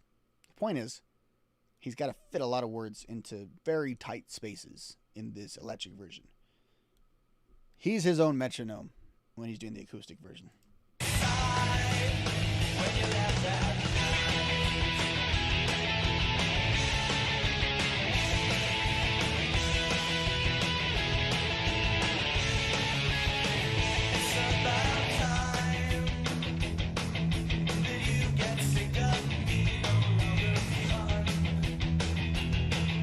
It's funny too how these parts would have been thought of, right? It would have been thought of as more of a lovey-dovey song. I don't think it would have had the resonance it has as the drug overdose song that it does to so many people. So far from interesting, I thought that I found me a cure for feeling, oh, just one more line. I knew to keep me sleeping, laughing and going in strays with a joke in the back. I talk in tongues to myself in my bed. Can't say I blame you at all when you kept it all inside. When you left that night. And then again, remember I said how crucial of a part this is on the actual album version? Look at how they bring it home with this version.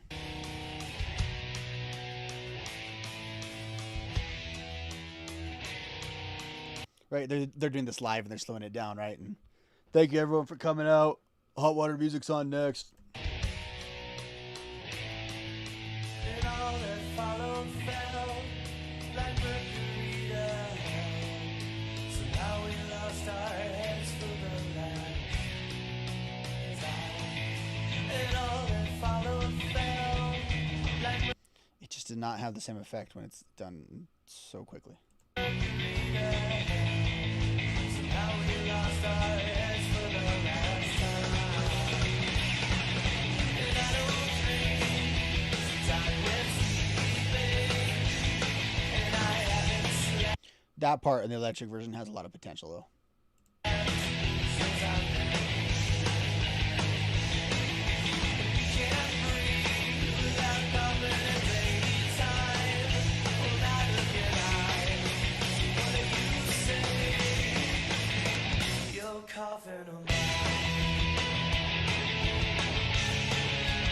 And almost like a Private Eye kind of feel to it too, right, with the guitar.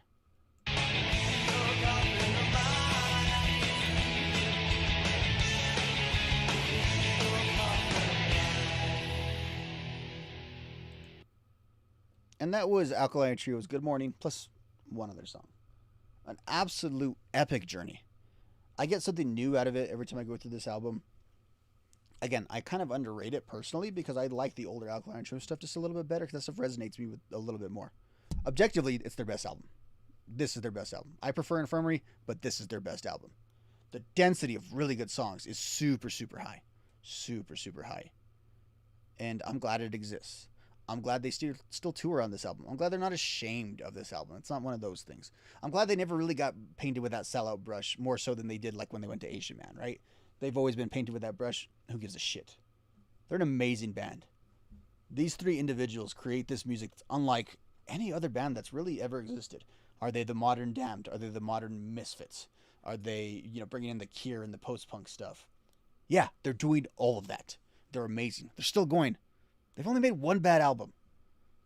And they're super influential. It doesn't matter what band Matt Skiba plays for. On that note, let's hear what Tom DeLonge had to say when they went on tour around this time.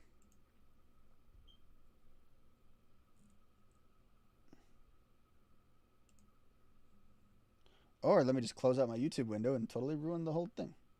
Hold up.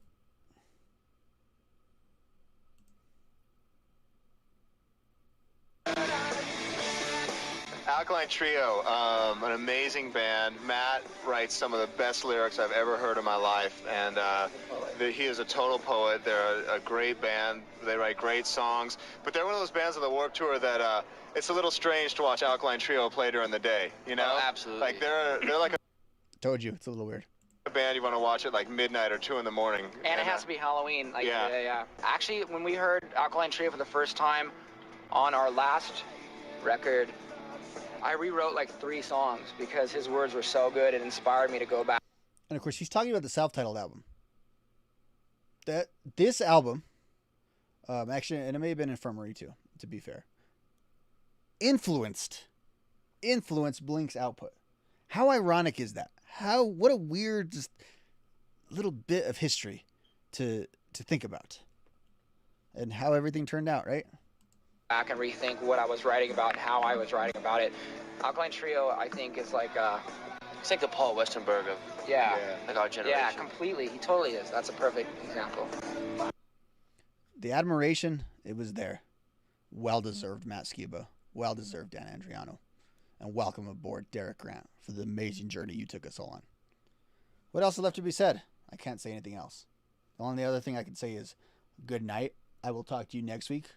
We're going to break down the journey that Rancid went on from the end of Operation Ivy to their self-titled debut, which came out almost 30 years ago next week. But it's been 20 years since Good Morning.